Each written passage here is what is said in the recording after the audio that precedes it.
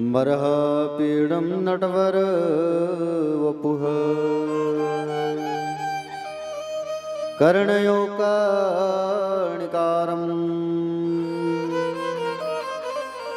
विभ्रतवासा कनककपिशं वैजयन्तीं च मालाम् रन्ध्राणवेणोरधर सुधया पूरयन् गोपवन्दे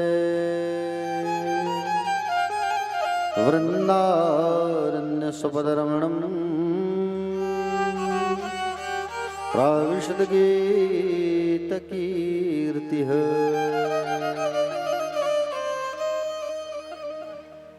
या कुन्देन्दुतुषारहारधवला या शुभ्रवस्त्रावृता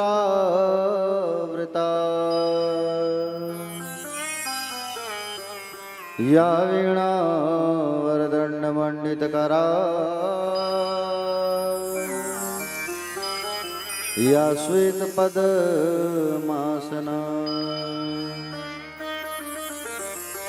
या ब्रह्मच्युतशङ्कर प्रभृतिवी देवै सदा वन्दिता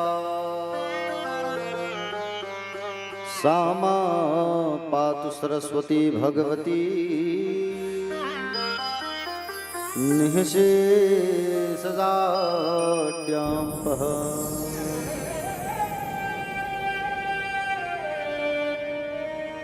देवे प्रपन्नार्तिहरे प्रसीद प्रसीद मातर्जगतोऽखिलस्य प्रसीद विश्वेश्वरि पाहि विश्वं त्वमीश्वरि देवी चराचरस्य मनोजवं मारुततुल्यवेगं जितेन्द्रियं बुद्धिमतां वरिष्ठं वातात्मजं वानरयुतमुख्यं श्रीरामदूतं शरणं प्रपद्ये।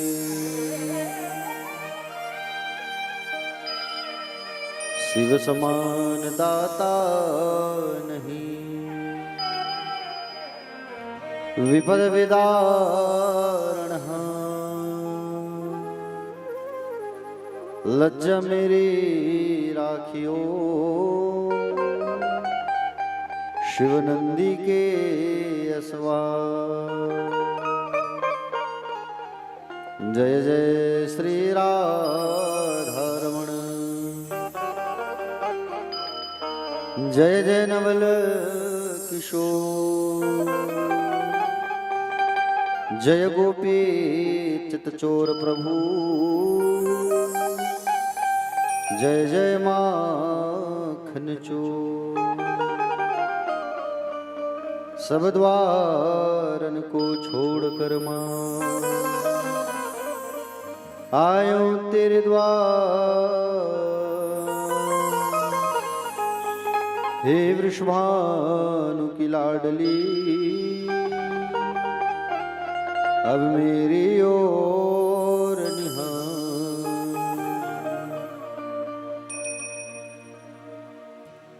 अधरम मधुरम वदनम मधुरम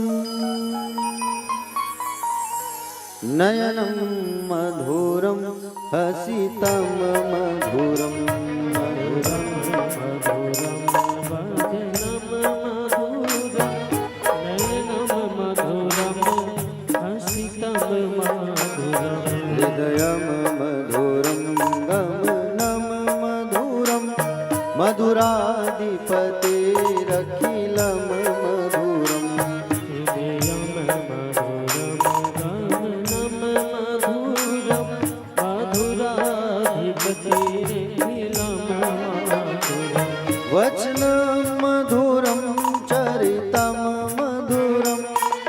वसनं मधुरं वलितं मधुरम् चरितं मधुरं वसनं मधुरं वलितं मधुरं चलितं मधुरं भ्रमितं मधुरं मधुराधिपतेरखिलं मधुरम्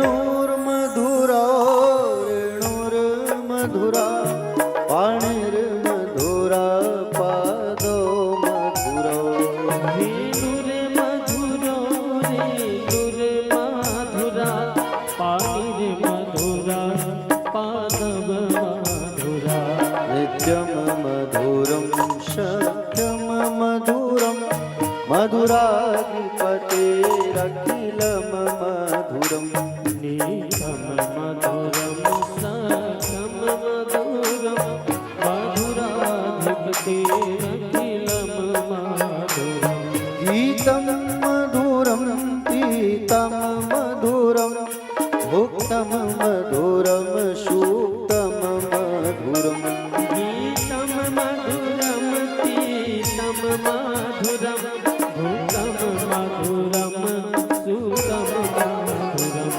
रूपं मधुरं तिलकं मधुरं मधुराधिपतेरखिलं मधुरम् मधुरं तिलकं मधुरं मधुराधिपतेरखिलं मधुरम्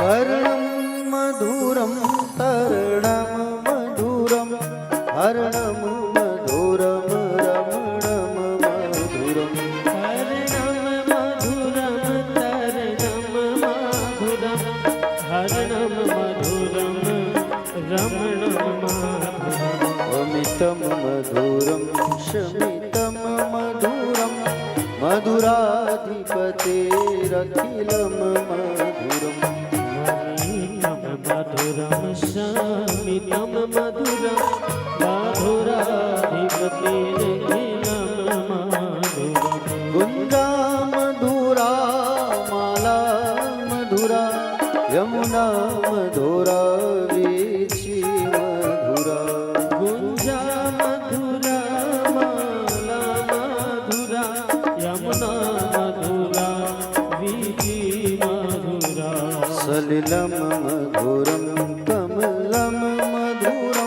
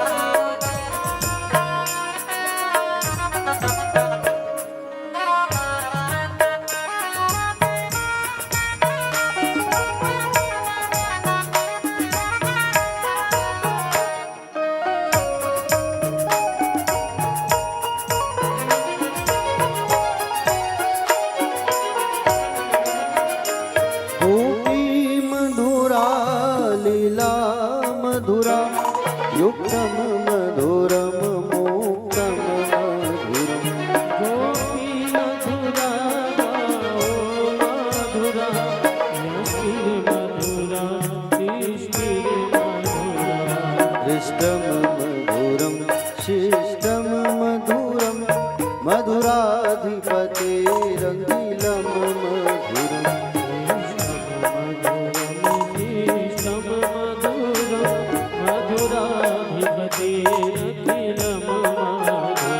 गोपा मधुरा गावो मधुरा यस्तिर मधुरा शिष्टिर मधुरा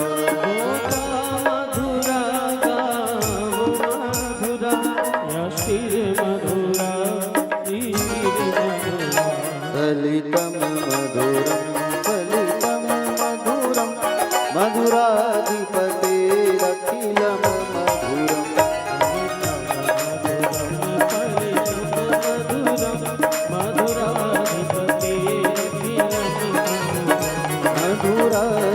मधुराधिपतेरखिलं मधुरम् मधुराधिपतेरखिलं मधुरम्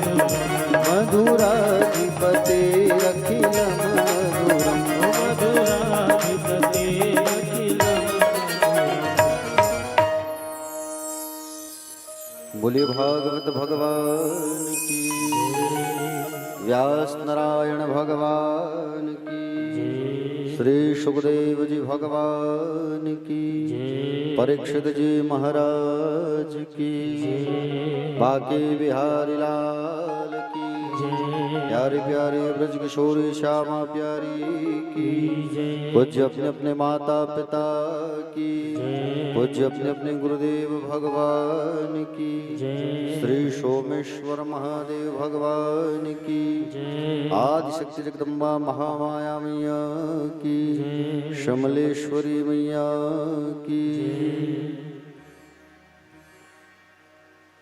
कथा पंडाल में विराजमान सभी भक्तजन, आदरणीय जन, सम्मानीय जन, करुणामयी, ममतामयी, वात्सल्यमयी, दयामयी, कृपामयी माताएं, सोनी परिवार का आमंत्रण पत्र स्वीकार करके पधारी सभी भक्तजन, आप सभी का व्यासपीठ से हार्दिक वंदन है, स्वागत है। आप सभी को सादर प्रणाम है, सादर सीताराम, जय श्री कृष्ण, जय श्री राधे। आइए आज की मंगलमय कथा में हम सब प्रवेश करें, और प्रवेश करने के पूर्व हम सब जो है भगवान का नाम उच्चारण करते हैं 2 मिनट, उसके पश्चात फिर आज की कथा में प्रवेश करेंगे। बोलिए शिवा के बिहारी लाल की, राधे राधे बोल श्याम आएंगे,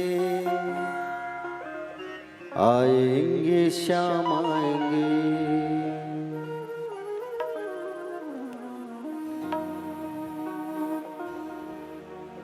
राधे राधे बोल श्याम आएंगे, आएंगे श्याम आएंगे, राधे राधे बोल श्याम आएंगे, आएंगे श्याम आएंगे, राधे राधे बोल श्याम आएंगे, आएंगे श्याम आएंगे, राधे राधे बोल श्याम आएंगे, आएंगे श्याम आएंगे। वृंदावन कहाँ दूर है, बरसाना कहाँ दूर है, वृंदावन कहाँ दूर है, बरसाना कहाँ दूर है, वृंदावन कहाँ दूर है, बरसाना कहाँ दूर है, वृंदावन कहाँ दूर है, बरसाना कहाँ दूर है, सब तेरी नजर का कसूर है।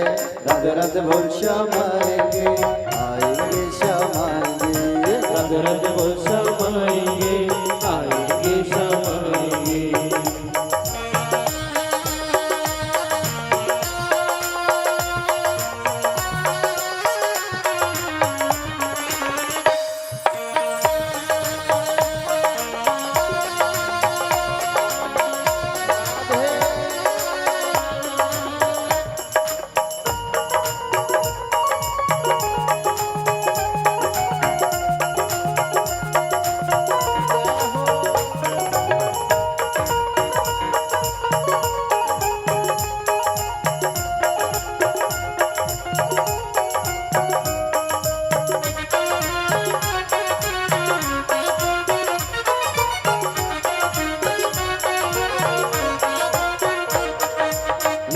निकलेगा तेरी भक्ति का परिणाम, तेरे घर में आएंगे घनश्याम। निकलेगा तेरी भक्ति का परिणाम, तेरे घर में आएंगे घनश्याम।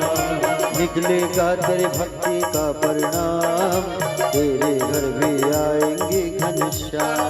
निकलेगा तेरी भक्ति का परिणाम, तेरे घर में आएंगे घनश्याम। बस याद कर फरियाद कर, बस याद कर फरियाद कर, ना जीवन बर्बाद कर, ना जीवन बर्बाद कर, बीते दिन ना आएंगे, राधे राधे बोल श्याम आएंगे, आएंगे श्याम आएंगे, राधे राधे बोल श्याम आएंगे, आएंगे श्याम आएंगे। जय हो।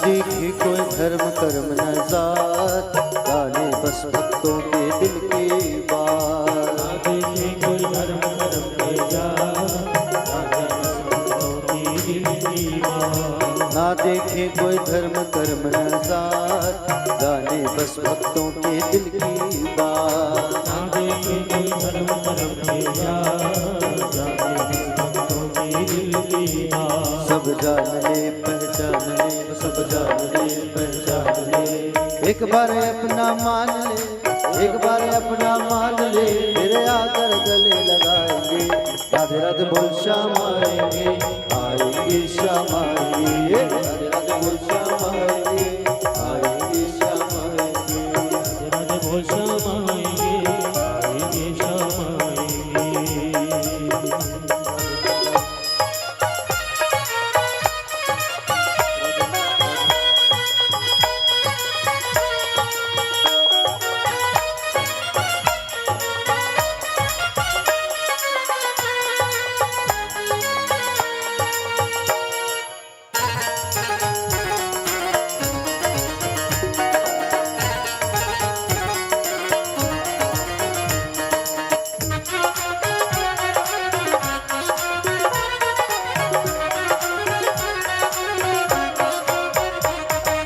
लाखों में किसी एक को चुनते हैं, अंदर की आवाज को सुनते हैं। लाखों में किसी एक को सुनते हैं, अंदर की आवाज को सुनते हैं। लाखों में किसी एक को चुनते हैं, अंदर की आवाज को सुनते हैं। लाखों में किसी एक को सुनते हैं, अंदर की आवाज को सुनते हैं।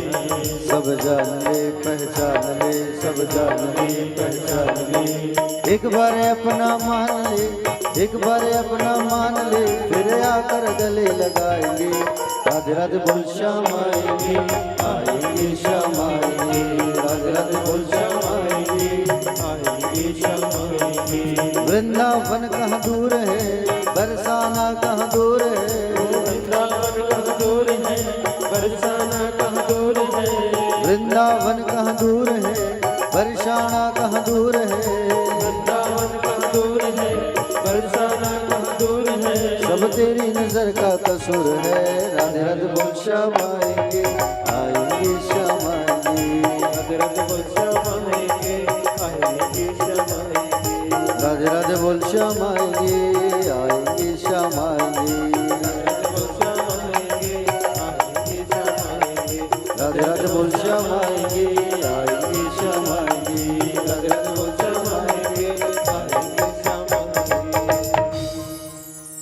राधे राधे बोल श्याम आएंगे, आएंगे श्याम आएंगे। बोले वृंदावन बिहारी लाल की जय। एक बार सभी दोनों हाथ उठा के कहेंगे राधे राधे।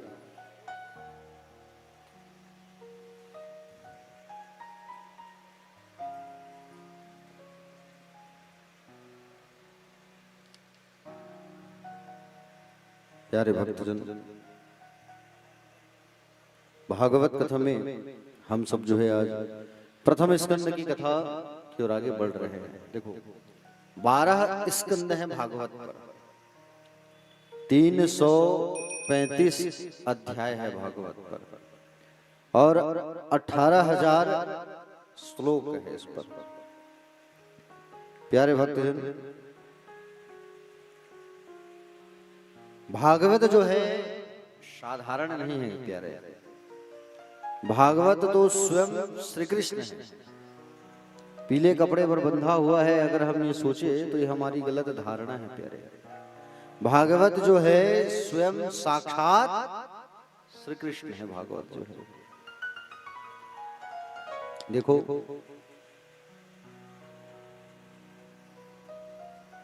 भागवत कथा जो है प्यारे, कल भी बताया था मैं, यूं ही किसी को प्राप्त नहीं होता है प्यारे। जिनके भाग्य में होती है ना, उन्हें कथा श्रवण करने का फल प्राप्त होता है। कहा गया है जन्मादस्य यतोन्वयादितरतश्चार्थेष्वभिज्ञ स्वराट तेने ब्रह्मर्दा च आदि कवये मोहयन्ति यत् सूर्यः तेजो वारि मृदां यथा विनिमयो यत्र तसर्गो अमृखा धाम्ना स्वेन सदा निरस्तकुहकं सत्यं परम धीमहि। प्यारे भक्तजन, जिस परमात्मा की इच्छा से इस विश्व का पालन होता है, उत्पत्ति होता है, सृजन होता है और संहार होता है, जो स्वप्रकाश है, जिसने संकल्प मात्र से ब्रह्मा जी को वेद का पूरा ज्ञान पढ़ा दिया, संकल्प मात्र से। प्यारे भक्तजन, जिनके संबंध में बड़े बड़े विद्वान भी मोहित हो जाते हैं, जैसे सूर्य की किरणों में जल का और जल में स्थल का तथा स्थल कांच आदि में जल का भ्रम होता है। दूर से आप जाते हैं, जैसे गर्मी के दिन में रोड में देखना ऐसा लगता है पानी बह रहा है, लगता है कि नहीं लगता है? जैसे जल में भ्रम होता है, ऐसे ही अपने स्वरूप से माया और माया से के कार्य से सर्वथा मुक्त उस परम सत्य का हम ध्यान करते हैं। सत्यम परम धीमहि। व्यास जी के द्वारा रचित इस श्रीमद् भागवत में जो ईर्ष्या और डाह से रहित इस भागवत में परम धर्म का निरूपण किया गया है। भागवत पर जो परम कल्याणकारी, आनंददायक, सरलता से जानने योग्य परमात्मा का निरूपण किया गया है इस भागवत पर प्यारे। भागवत जो है देखो, दूसरे शास्त्रों को जब हम सुनने की इच्छा रखते हैं ना, तो हमारे हृदय में भगवान नहीं आते, लेकिन जिस दिन हम कहते हैं कि भागवत को सुनना है, उस दिन भगवान हमारे हृदय में आकर के बस जाते हैं, बंदी बन जाते हैं प्यारे। कहा गया है निगम कल्प तलोर गलितम फलम शुकमुखाज अमृत संयुतम पिबद भागवतम रसमालयम मुहुर्हु रसिका भुवि भावुका। ये भागवत जो है ना, वेद रूपी कल्प वृक्ष का पका हुआ फल है, और इस फल में ना तो छिलका है, ना ही गुठलू है, ना ही कांटे हैं, केवल रस ही रस भरा हुआ है भागवत पर। रस सिंधु है भागवत। जितनी बार पीना है पियो, जहां हो रही है कथा वहां जाओ पीना है, भक्ति रस पीना है। पिबत भागवतम रसमालय मुहुर्हु रसिका भुवि भावुका। जितनी बार पीना है पियो, कभी ये मत सोचो कि उसी को कितना पिएंगे, जितना पियोगे उतना आनंद आएगा, क्योंकि आनंद रस सिंधु है भागवत जो है। रस का सिंधु मतलब रस का सागर है भागवत जो है। भागवत जो है कोई साधारण नहीं प्यारे, हाँ समझ रहे हो ना। भागवत तो प्यारे उसे ही प्राप्त होता है जिनके ऊपर भगवान श्री कृष्ण का हाथ होता है। समझ रहे हो? भगवान कन्हैया जिसके ऊपर अपने हाथ को रख देते हैं उसको ही ये कथा जो है प्राप्त होता है। नैमी सारण्य का सुंदर स्थान है, तीर्थ है। 88,000 ऋषि बैठे हुए हैं और 88,000 ऋषियों के जो मुखिया हैं उनका नाम है सौनक महात्मा, सौनक ऋषि। तो सौनक जी महाराज सुत जी से प्रश्न कर रहे हैं। सुत जी महाराज से प्रश्न कर रहे हैं और सुत जी महाराज से प्रश्न पहला किया गया कि मानव के लिए परम धर्म क्या है। दूसरा प्रश्न किया गया है कि वेद बोले मंदिर में हम जब भगवान की पूजा करने जाते हैं तो कंफ्यूजन ये रहती है कि कौन से देवता की पूजा करें। देवी के मंदिर में जाए कि देवता के मंदिर में जाए, शिव जी के पास जाए कि हनुमान जी के पास जाए, कहाँ जाए, किसकी पूजा करें? इसका भी उत्तर दीजिए महाराज। समझ में नहीं आता किसको पूजे, किसके प्रति हम अपने मन को लगाएं। भ्रम पैदा हो जाता है मन में कई बार। ये भी प्रश्न किया है ऋषियों ने, सुत जी ऋषि से, महर्षि सुत जी महाराज से। तीसरा प्रश्न किया, वेद में परमात्मा का नाम है अजन्मा, तो फिर भगवान का जन्म होता है कि अवतार होता है? ये भी बात समझ में नहीं आता क्या? जो अजन्मा है तो फिर वो देवकी वसुदेव का पुत्र बन के कैसे आ गया?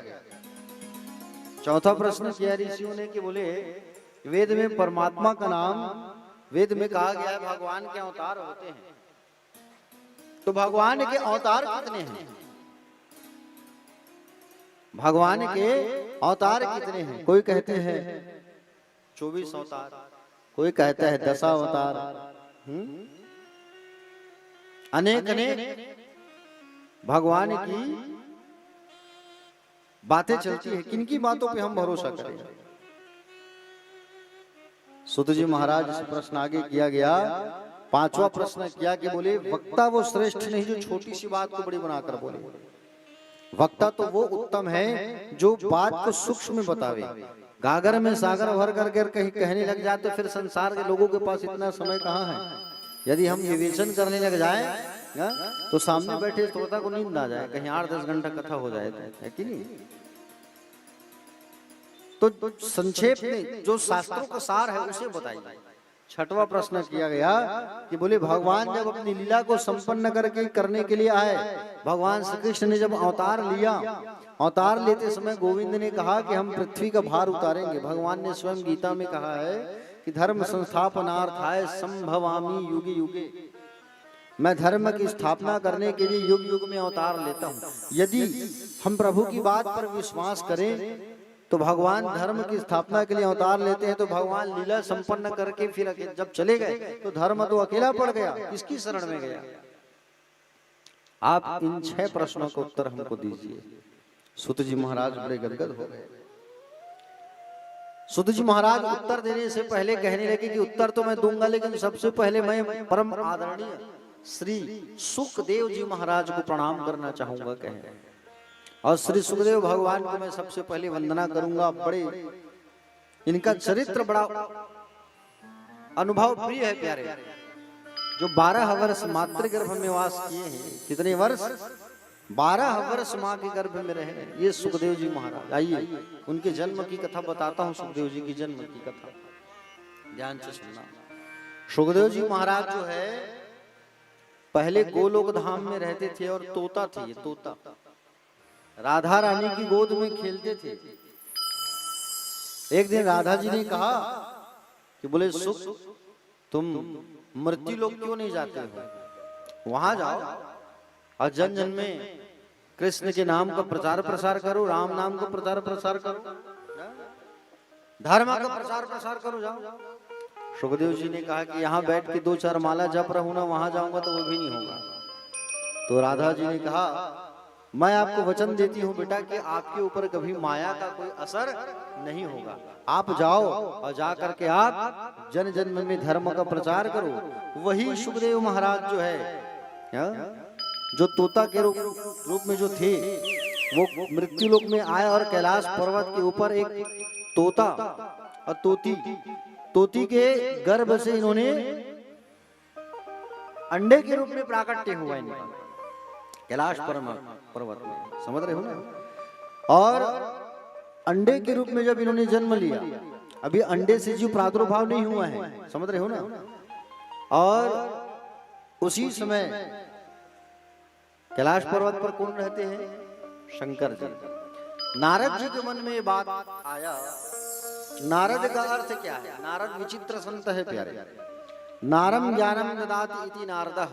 नारद, जिनकी वाणी कभी रद्द नहीं होती, वो है नारद। एक बार अगर नारद जी ने भविष्यवाणी कर दिया तो वो होके रहेगा नारद। समझ रहे हो ना। नारद जी एक बार जहां चले गए तो वहां बिगड़ा हुआ काम बन जाता है, और जहां बनते रहते हैं वहां बिगड़ भी जाता है कि नहीं। लेकिन अच्छे चीज के लिए बिगाड़ते हैं भाई, ऐसे चीज के लिए नहीं बिगाड़ते नारद जी। तो नारद जी महाराज जो है सोचे, बोले एक बार लक्ष्मी और नारायण में तो झगड़ा करा चुका हूं, अब एक बार पार्वती और शिव जी के भी झगड़ा कराता हूं। ऐसा सोच के चले गए नारद जी। और नारद जी जो है कैलाश पर्वत आए, उस समय भगवान भोलेनाथ जी नहीं थे। अब जैसे ही नारद जी वहां पहुंचे तो प्यारे नारद जी जैसे पार्वती मैया के यहाँ पहुंचे, पार्वती मैया खातिरदारी करती, आई आइए नारद जी, आइए बैठिए, जल ग्रहण करिए, कुछ मीठा लाती हूँ आपके लिए। नारद जी ने फट से बोल दिया। क्या बोल दिया? बोले मैया मत लाओ कुछ, मुझे नहीं खाना पीना है। आजकल संसार के लोग ना बनावटी प्रेम करते हैं। आजकल के लोग जो है ना बिल्कुल बनावटी प्रेम करते हैं। आजकल ना दिखावे का प्रेम है। सामने मिल गए, देख लिए तो फिर ऐसा व्यवहार करेंगे जैसे एकदम सब लुटा देंगे हमारे ऊपर। लेकिन जैसे दूर चले गए तो कोई पूछने वाला नहीं होता है। आजकल सब स्वार्थ का प्रेम करते हैं। रहन दो मैया। अरे नारद जी आज आप बड़े नाराज लग रहे हो। भाई संसार में कोई भी किसी से बनावटी प्रेम करे, लेकिन मेरे शंकर जी मेरे से बनावटी प्रेम कभी नहीं किए। गोपनीय से गोपनीय बात को भी मुझे बता देते हैं वो। अच्छा, हाँ, गुप्त बात जो है, गोपनीय बात जो है धर्म पत्नी से शेयर नहीं करना चाहिए। एक 8 बात को जरूर छुपा कर रखना चाहिए, क्योंकि माताओं को श्राप मिला है युधिष्ठिर का। युधिष्ठिर जी ने श्राप दिया है कि बोले माताओं के पेट में बात जो है नहीं पचेगी। जब कर्ण की मृत्यु हुई ना, तो कर्ण की मृत्यु के बाद कुंती मैया खूब रो रही थी। धर्मराज युधिष्ठिर ने कहा माँ तुम रोती क्यों हो? तब बताया कि कर्ण तुम्हारा बड़ा भाई था। युधिष्ठिर ने कहा आप इतनी बड़ी बात हमसे छुपा के रखे हो, उसी को बताते तो हम उनको मारते क्यों? तो युधिष्ठिर कहने लगे तभी मैं सोचता था कि आपका जो पैर है वो कर्ण से क्यों मिलता है। आपका पैर कर्ण से हूबहू मिलता था। तो उसी दिन युधिष्ठिर जी ने श्राप दे दिया। आज इसे मैं इस नारी जाति को श्राप देता हूं कि कोई अपने पेट में कोई बात नहीं पचा पाएगा। गोपनीय बात कहीं शेयर कर दिए माता जी लोगों से तो वो ट्रांसफर होके रहता है इधर से उधर। चाहे ससुराल में हो, ससुराल में ना हो तो मैके में जरूर ट्रांसफर हो जाता है। और पोस्टमैन ये मोबाइल, आज का पोस्टमैन यही तो है, मोबाइल है कि नहीं। तो नारद जी जो है पार्वती मैया से कहे कि बोले बाबा भोलेनाथ जो है आपको गोपनीय बात भी बताते हैं। बोले हाँ अच्छा। आज अब भोलेनाथ को एक बात पूछना देवी। बोले क्या बात? एक बात पूछना भोलेनाथ से कि भोलेनाथ जो है अपने गले में मुंडों की माला पहन के क्यों रखे, ये पूछना आएंगे। तो इतना कहा कि नारद जी चले गए। और थोड़ी देर बाद शंकर जी आ रहे थे, देखा नारद जी निकल रहे हैं, उनको मालूम चल गया जरूर कुछ खिचड़ी पका होगा आज। अब जैसे शंकर जी आए, पार्वती मैया कोप भवन में। कोप भवन मतलब समझ रहे हो नहीं? पहले क्या होता था, घर बनाते थे ना पहले के लोग, तो एक ठो कमरा अलग से बनाते थे। माताएं कहीं गुस्सा हो गई तो उस कमरे में घुस गए, मतलब जान गए कि आज बोले हाई वोल्टेज का करंट है माता जी के अंदर। उस कमरे में चली गई, मतलब समझ जाओ कि आज श्रीमती जी नाराज है। कोप भवन जिसे कहते हैं। तो मैया जो है आज नाराज है, बाबा आए भोलेनाथ, तो भोलेनाथ जी आकर के पूछने लगे हाँ? कि बोले एक बात बताओ गौरा, तुम नाराज क्यों हैं, क्यों हो? तो कहे आप मुझसे बनावटी प्रेम करते हो, दिखाते कुछ और हो, मन मेरा कुछ बात रखते हो। अरे क्या हुआ बोलो तो सही, और मैं और तुमसे और बनावटी प्रेम कभी नहीं कर सकता। बोले अच्छा हाँ, तो एक बात बताओ, आपके गले में जो मुंडों की माला पहने हो वो किसका है? शंकर जी ने कहा ये तुम्हारा ही तो है। मेरा? बोले मेरा कैसे हो सकता है?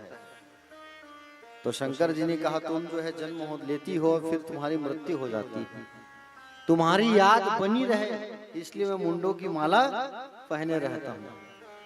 सती के रूप में तुम आए, तुम्हारा प्राणांत हुआ हा?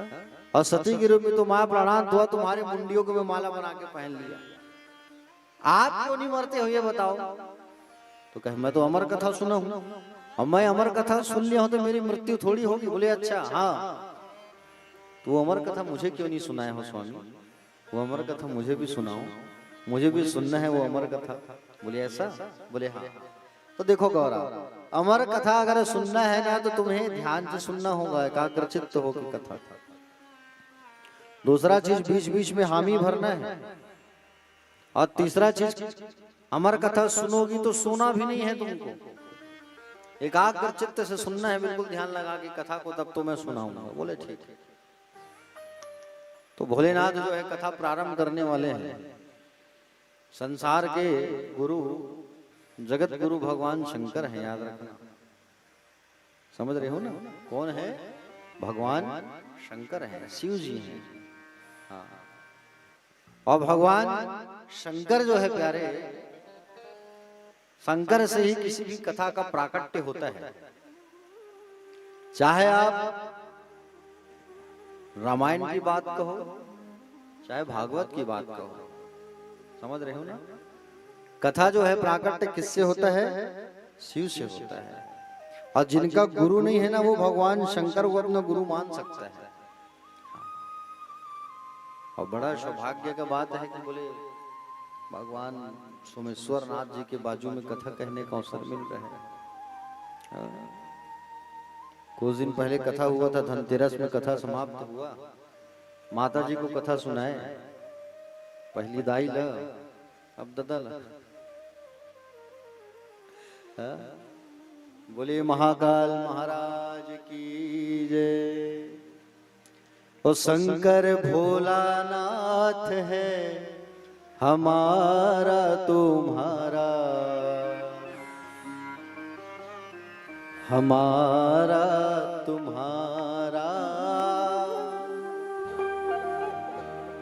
शंकर भोलानाथ है हमारा तुम्हारा, हमारा तुम्हारा।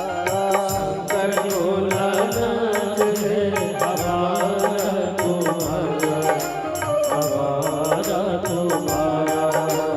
शंकर भोलानाथ है हमारा तुम्हारा, हमारा तुम्हारा। शंकर भोलानाथ है हमारा तुम्हारा, हमारा तुम्हारा। महाकाल की नगरी में, महाकाल की नगरी में पाऊं जन्म दोबारा। शंकर भोलानाथ है हमारा तुम्हारा, हमारा तुम्हारा।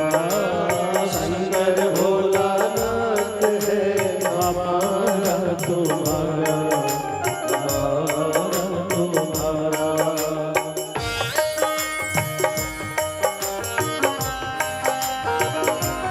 सभी लोग गाइए।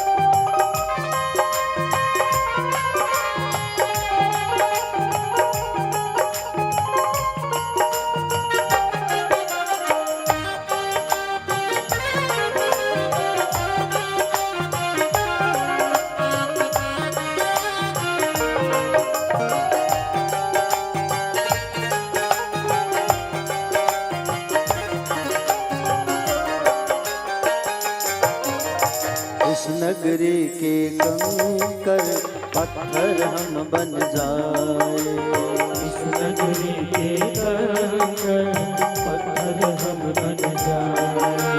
भक्त हमारे ऊपर चढ़कर मंदिर जाए, भक्त हमारे ऊपर चढ़कर मंदिर जाए। भक्त जनों के पांव पड़े तो, भक्त जनों के पाँव पड़े तो उद्धार हमारा, शंकर भोलानाथ है हमारा तुम्हारा, हमारा तुम्हारा। शंकर भोलानाथ है हमारा तुम्हारा, हमारा तुम्हारा।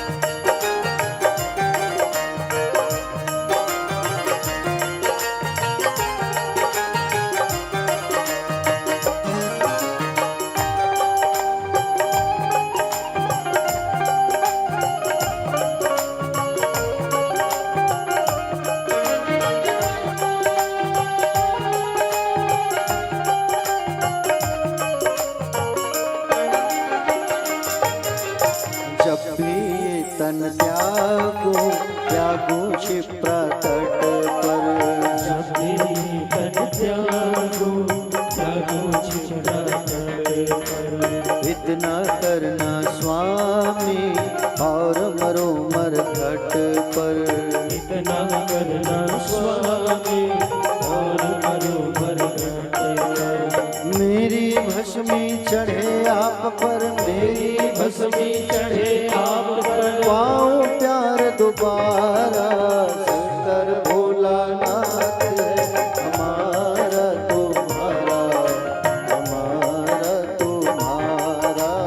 शंकर भोलानाथ है हमारा तुम्हारा, हमारा तुम्हारा।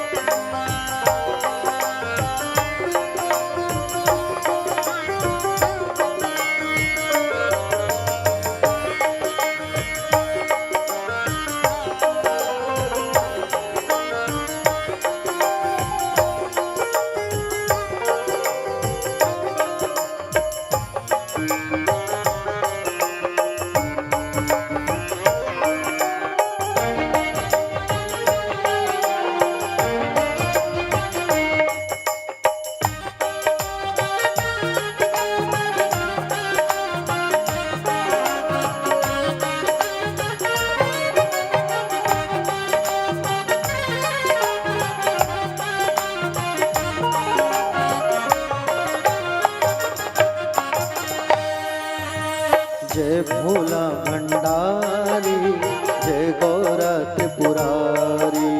जय भोला भंडारी, जय भोला त्रिपुरारी।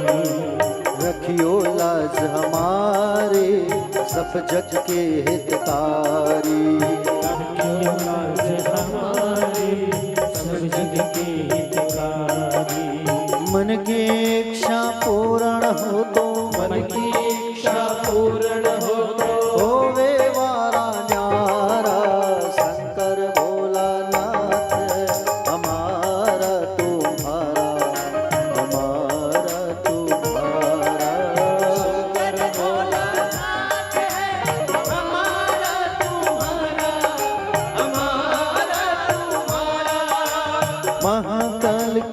नगरी में, महाकाल की नगरी में पाओ जन्म दोबारा।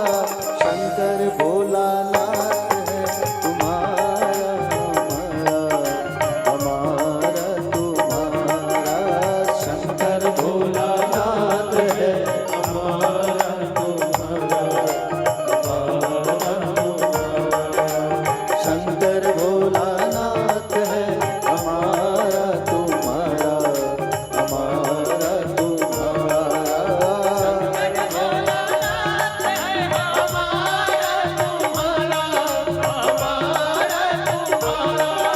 हमारा तुम्हारा हमारा तुम्हारा हमारा तुम्हारा हमारा तुम्हारा।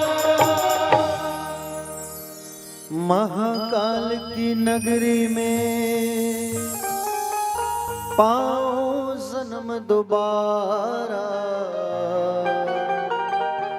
ओ शंकर भोलानाथ है हमारा तुम्हारा हमारा तुम्हारा।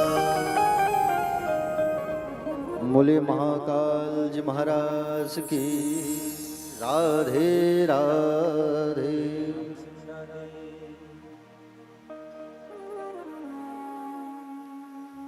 तो महादेव जी ने कहा, देखो गौरव, तुम्हारा बार बार जन्म होता है और मृत्यु होता है, लेकिन हमारी मृत्यु नहीं होती, क्योंकि हम अमर कथा सुन के बैठे हैं। तो कहे अमर कथा हमें भी सुनाओ, हम भी सुनना चाहते हैं। बोले ठीक। अमर कथा सुनाने के पहले बाबा भोलेनाथ ने एक बार ताली बजाया।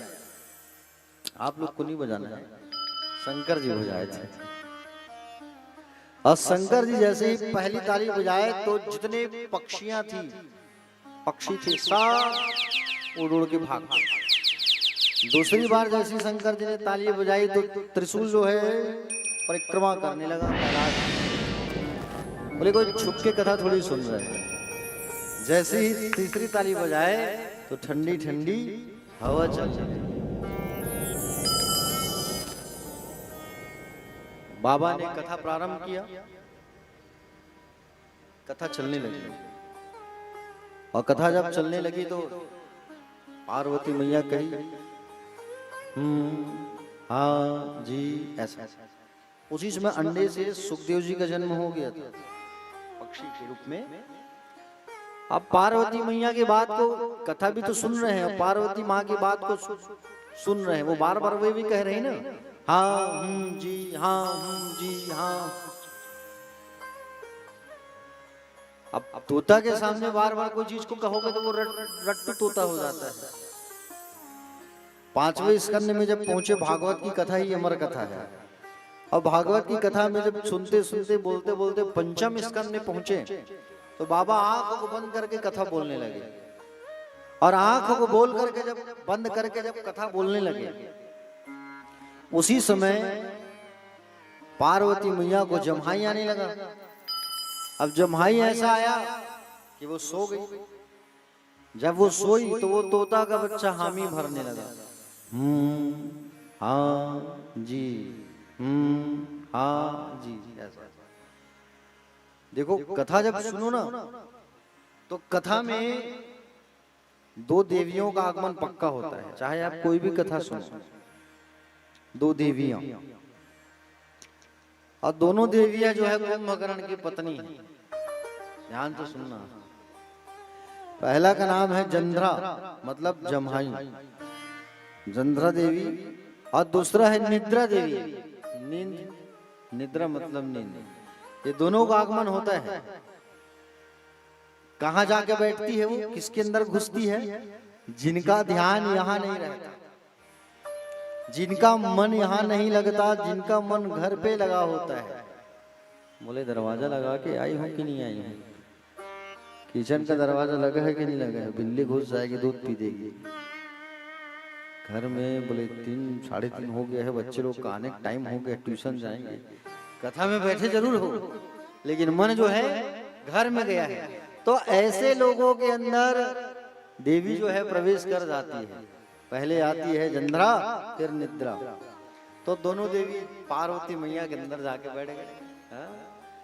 जब कुंभकर्ण की मृत्यु हुई तब दोनों देवी आके राम जी से कहे, राम जी बोले हम कहाँ जाएं, हमारे लिए तो कुछ जगह बताओ। तो कहे जाओ कलिकाल का इंतजार करो, कलयुग में बहुत कथा होगा, कलयुग में खूब कथाएं होगी। और कलयुग में जब कथा होगा तो जिनका मन कथा में नहीं रहेगा उनके अंदर जाके बैठ जाना, वो तुम्हारे लिए जगह रहेगा। ठीक है, अब आप लोग देखो भाई, बुलाना है तो हाँ ठीक है। तो तोता का बच्चा हाँ जी कहने लगा। अचानक बाबा आंख खोले, कथा बोलते बोलते आंख बोल रहे हैं, अचानक खुल भी जाता है आंख। आंख खोले तो देखे सामने बैठी गौरा मैया तो पलट है। तो ये अभी तक मेरे कान में जो शब्द मैं सुन रहा हूँ वो कौन बोल रहा है? ऊपर देखे तोता का बच्चा बैठा है। शंकर जी उसे मारने के लिए दौड़े, छुप के तुम कथा सुन रहे हो, गलत बात है ये। अब वो तोता का बच्चा उड़ते उड़ते भागते भागते भागते भागते बद्री विशाल क्षेत्र में आ गए और व्यास नारायण भगवान के आश्रम पे चले आए, माणा गांव। और व्यास नारायण भगवान के आश्रम पर आए और वहां व्यास जी की पत्नी अरणी देवी के गर्भ में जाकर के घुस। अब शंकर जी आए और व्यास जी से कहे कि बोले निकालो बाहर, निकालो बाहर। किसको निकालूं? धर्म पत्नी है मेरी और कौन मैं हूं, निकालो बाहर। बोले किसको? चोर चोर चोर घुसा है यहाँ। अरे चोर कहाँ से आया?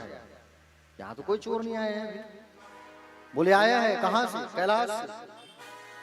कैलाश में कौन चोरी करने जाएगा? अरे नहीं, कैलाश का चोर घुसा है, उसे बाहर निकालो। बोले अच्छा। प्यारे भक्तजन, व्यास जी ने कहा कि बोले अगर आपके यहाँ कोई चोरी करने जाएगा भी तो किस चीज की चोरी करेगा? बर्फ की थोड़ी चोरी करेगा है? बोले आप देख लो कहाँ है चोर, निकाल लो। कुछ दिन तक इंतजार किया बाबा ने, अब जब नहीं निकले तो वो थक हार के वापस चले गए। अब 1 साल के बाद निकले, 2 साल के बाद तब तो समझ आए बात, 6 महीने में निकले तो समझ आए। 12 साल रह गए गर्भ में, 12 साल तक माँ के गर्भ में रहा वो तोता का बच्चा। समय जब आया और भागवत की रचना जब व्यास जी ने किया द्वापर के अंत में, द्वापर के अंत में जब एक वेद के 4 भाग करके पंचम वेद महाभारत की रचना की और जब भागवत की रचना हुई, समझ रहे हो ना, तो सुखदेव जी महाराज को बाहर निकालने के लिए स्वयं भगवान नारायण आए और गर्भ से बात की। गर्भ में वो था, बात करने लगे, सुखदेव बाहर आओ, सुखदेव बाहर आओ तुम। बोले ना मैं नहीं आने। बोले अगर मैं वापस आ गया, यहाँ बाहर आ गया तो फिर बोले मैं माया में बुरी तरीके से फंस जाऊंगा, और अगर कहीं मैं माया में फंस गया तो बोले मैं भजन आपका नहीं कर पाऊंगा। मैं जहाँ हूँ सेफ्टी हूँ, सुरक्षित हूँ, मैं जिस स्थान में हूँ ठीक हूँ, आप दूर ही रहो, मैं सबसे दूर रहूंगा, है कि नहीं? तो बोले नारायण ने कहा कि बोले मेरी माया का जो चक्र है मैं उसे रोक रहा हूँ, तुम बाहर आओ, मेरी माया तुम्हें कभी नहीं सताएगी, बाहर आ जाओ। और जैसे ही माया के चक्र को जब भगवान ने रोका तो सुखदेव जी का जन्म हो गया। 12 साल बाद माँ के गर्भ से जन्म लिए और जन्म लेती ही कहाँ जाने लगे? जंगल की ओर जाने लगे। जन्म लेती ही जब जंगल की ओर जाने लगे तो व्यास जी दौड़ाने लगे, बेटा रुक जा, बेटा रुक जा, कहाँ जा रहे हैं? माता पिता को छोड़ के रुक। बोले मुझे नहीं रुकना, मैं जा रहा हूँ। नार फूल सहित वृक्षों से आवाज आया, लताओं से। बोले व्यास जी जाइए, वापस जाइए, आपके लिए नहीं आया, ये संसार के लिए आया है। व्यास जी पुत्र के मोह में पागल है ना, सुन ही नहीं रहे, वो दौड़ रहे हैं। मार्ग में कुछ माताएं जो है स्नान कर रही थी, स्त्रियां। व्यास जी ने कहा मेरा 12 साल का बेटा जा रहा है, आप स्नान कर रहे हो? स्त्रियों ने कहा वो नर और नारी में कोई भेद नहीं रखते, वो तो ब्रह्म है। वो दौड़ के पहुंच गए बेटे के पास और कहे बेटा जल्दी वापस चलो तुम। कहे मुझे नहीं जाना पिताजी। इस माया के चक्कर में मुझे नहीं पड़ना है। ये जो जीव है ना, वो कई बार आता है, कई बार जन्म लेता है। हाँ? ये जो आवागमन का जो चक्र है वो चलते रहता है। हाँ? जीव कभी माता बनता है, कभी पिता बनता है, कभी पुत्र बनता है। ये इस आवागमन के चक्र से जिसको मुक्ति मिल गई महाराज, वो तर गया। और जिसके मन में इच्छा है कि हमारा और जन्म हो, उसकी सद्गति कभी नहीं होती। भगवान से ही कहो कि भगवान इस आवागमन के चक्कर से मुक्ति दे दो, हमको मोक्ष प्रदान कर दो हमको। प्यारे भक्तजन, व्यास जी हार गए और हार के वापस आ गए। सुखदेव जी जंगल से वापस नहीं आए, समाधि लगा के वहीं बैठे रहे। प्यारे भक्तजन, 6 प्रश्न किए हैं इन ऋषियों ने।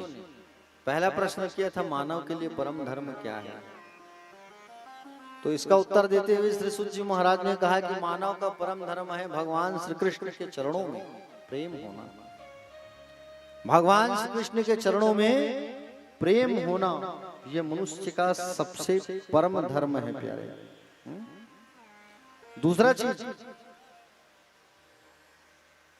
दूसरा प्रश्न किया कि बोले हम जब मंदिर जाते हैं तो किस देवी देवता की पूजा करें, ये मन में कभी कभी कंफ्यूजन हो जाता है कि नहीं।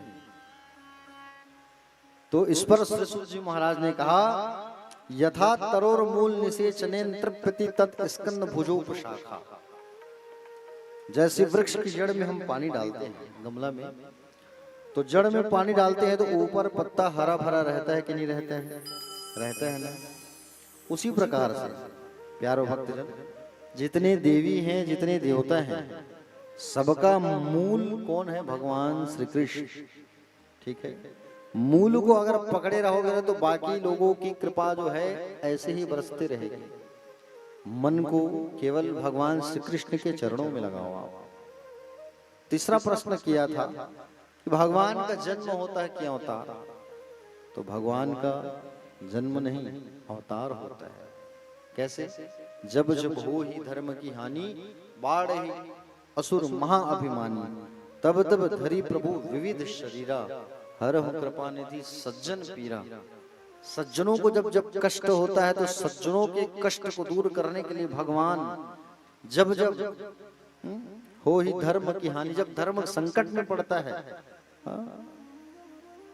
जब जब धर्म संकट में पड़ता है, जब जब गौ माता संकट में रहती है, जब जब संतों का अपमान होता है, जब जब विप्रों का अपमान होता है, ब्राह्मणों का अपमान होता है, तब तब भगवान का अवतरण होता है। विप्रधेनु सुर संत लिन्न मनुज अवतार।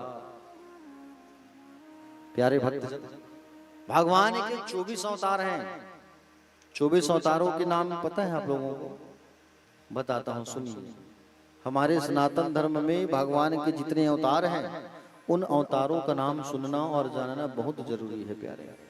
आप समझोगे, आप जानोगे तो आप अपने बच्चों को बताओगे। आप अगर बच्चों को नहीं बताओगे तो आज की कल्चर ऐसी हो गई है कि ज्ञान की जो बातें हैं, जब तक आप बच्चों को नहीं बताओगे वो सीखेंगे नहीं प्यारे।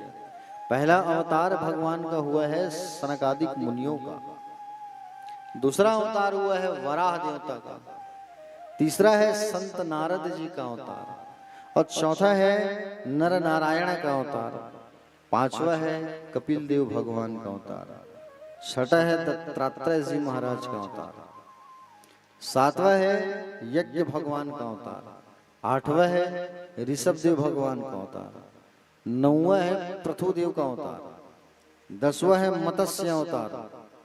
समझ रहे हो ना? मत्स्य मतलब मछली का अवतार। कभी कभी खाते हो क्या आप लोग? एक आध बार संडे वनडे को नहीं चलता होगा तो बता दो, किसी को नहीं बताऊंगा मैं। कितने लोग चलाते हो? कभी कभी चलाते हो? और कितने लोग खाते हैं? वैसे सभी जन छोड़ दे तो ऐसे लागत है। 2 साल पहले वो आ रहे हो ना गबरा परम कथा में, सब लोग समझा के रहे हो कोनो नहीं खाना है कि सब समझदार हैं। देखो, जब हम किसी जीव की हत्या करके खाते हैं ना, तो वो जीव हमारी ओर देखते रहता है ऊपर कि कब ऊपर आए तो हम इससे बदला ले। 28 नरकों में एक नरक होती कुंभी पाक, और कुंभी पाक नाम की जो नरक होती है, उस नरक में बड़ी बड़ी कढ़ाई होती है। कढ़ाई, उस कढ़ाई में बड़ा बड़ा तेल खौलते रहता है, गरम गरम तेल।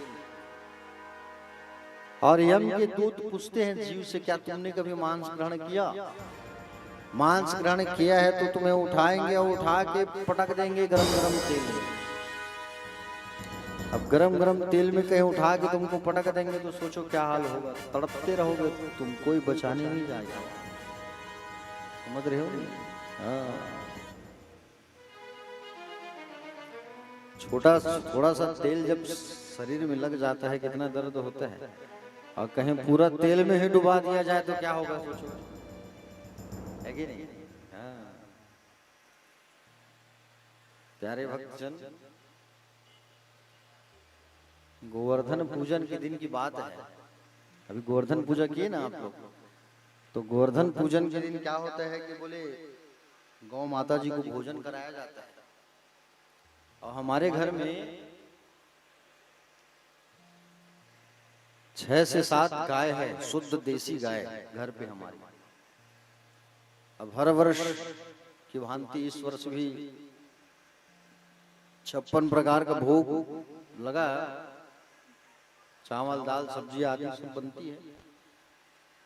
और उतनी गौ माताओं के जब भोजन बन रहा था तो हम उनसे बैठे ऐसा चावल को पसाने के लिए। अब चावल को पसाने के लिए जब हम बैठे, इतनी बड़ी पात्र में बन रहा था। अब जैसे ही बैठे तो बाजू से गरम गरम पानी निकला, पेट जो होता है उसका, छोड़ के मैं भाग गया वहां से। इतना गरम, इतनी उंगली जली। सोचो कहीं गरम गरम तेल में डुबा दिया जाए तो क्या हाल होगा। हा? इसलिए मांस ग्रहण नहीं करना चाहिए। जो मांस ग्रहण करता है, भगवान श्री कृष्ण उनके हाथ से कभी भोग स्वीकार नहीं करते। समझ रहे हो ना? भगवान श्री कृष्ण की भक्ति आपको जल्दी प्राप्त नहीं होगी अगर आप मांस खाते हैं तो। और मांस खाने वाले को तो तुलसी और रुद्राक्ष की माला धारण नहीं करनी चाहिए, ठीक है? मांस जिनके घर पे होता है उनके यहाँ लक्ष्मी का वास नहीं होता। लक्ष्मी की बहन दरिद्रता का वास हो जाता है, याद रखना, ठीक है?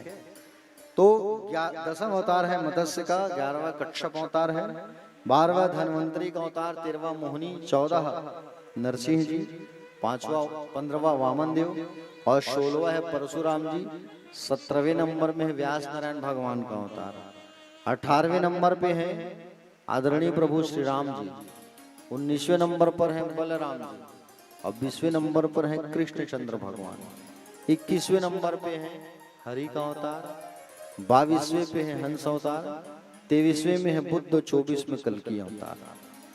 ये 24 अवतार है भगवान के प्यारे। लेकिन 24 अवतारों में से राम और कृष्ण के अवतार ही प्रत्यक्ष परिपूर्णतम अवतार है। राम की कथा को जब तक आप जो है नहीं समझोगे तब तक कृष्ण की कथा आपको समझ नहीं आएगी। एक का नाम सीधा है और एक का नाम जो है टेढ़ा मेढ़ा है, राम, और एक का कृष्ण आधा सा पीढ़ा। एक के नयन गंभीर है और एक के नयन चपल है। राम कृष्ण दो एक हैं, अंतर नहीं निमेष, एक के नयन गंभीर तो उनके चपल विशेष। प्यारे भक्तजन, राम ने जो जीवन में अनुभव किया, कृष्ण ने उसी को जीवन में गाया है। समझ रहे हो ना? राम जी ने जो अनुभव किया, भगवान श्री कृष्ण ने उसे गाया। भागवत लिखने का महर्षि वेद व्यास जी का मूल प्रयोजन है किसी भी उपाय से गोविंद के चरणों में हमारा मन लग जाए। भागवत का मूल उद्देश्य यही है, किसी भी तरीके से एन केन प्रकार हमारा जो मन है ना, वो ठाकुर जी में लगा रहे। मूल उद्देश्य भागवत का यही है प्यारे। देखो भागवत जो है प्यारे, जब होती है ना तो हमारे घर के जितने पितृ होते हैं, जब हमारे घर में भागवत की कथा होती है तो हमारे पितरों को शहद का भोजन प्राप्त होता है। और भागवत की कथा जब होती है तो भगवान नारायण स्वयं जाते हैं पितृलोक में, और पितृलोक में जाकर के हमारे पितरों की पीठ को थपथपाते हैं। भगवान श्री कृष्ण हमारे पितरों के पीठ को थपथपाते हैं कि देख तेरे परिवार वाले मेरी कथा करा रहे हैं। भगवान श्री कृष्ण पितरों के पीठ को थपथपाते हैं, देख तेरे परिवार वाले मेरी कथा का आयोजन करवाए हैं। भगवान प्रसन्न होकर उन पितरों को आशीर्वाद देते हैं, मुक्ति देते हैं, और वो पितृ जो है प्यारे प्रसन्न होकर के हमें आशीर्वाद देते हैं। वो पितृ प्रसन्न होकर हमको आशीर्वाद देते हैं। कितनी महान है ये कथा जो है प्यारे भागवत की। हाँ? भागवत की कथा जीवन में हर एक व्यक्ति को एक न एक बार जरूर कराना चाहिए। ना कराओ तो कम से कम 7 दिन सुनने का संकल्प ले लो आप। 7 दिन तक कम से कम सुन लो आप, और 7 दिन तक अगर कहीं सुन लिए ना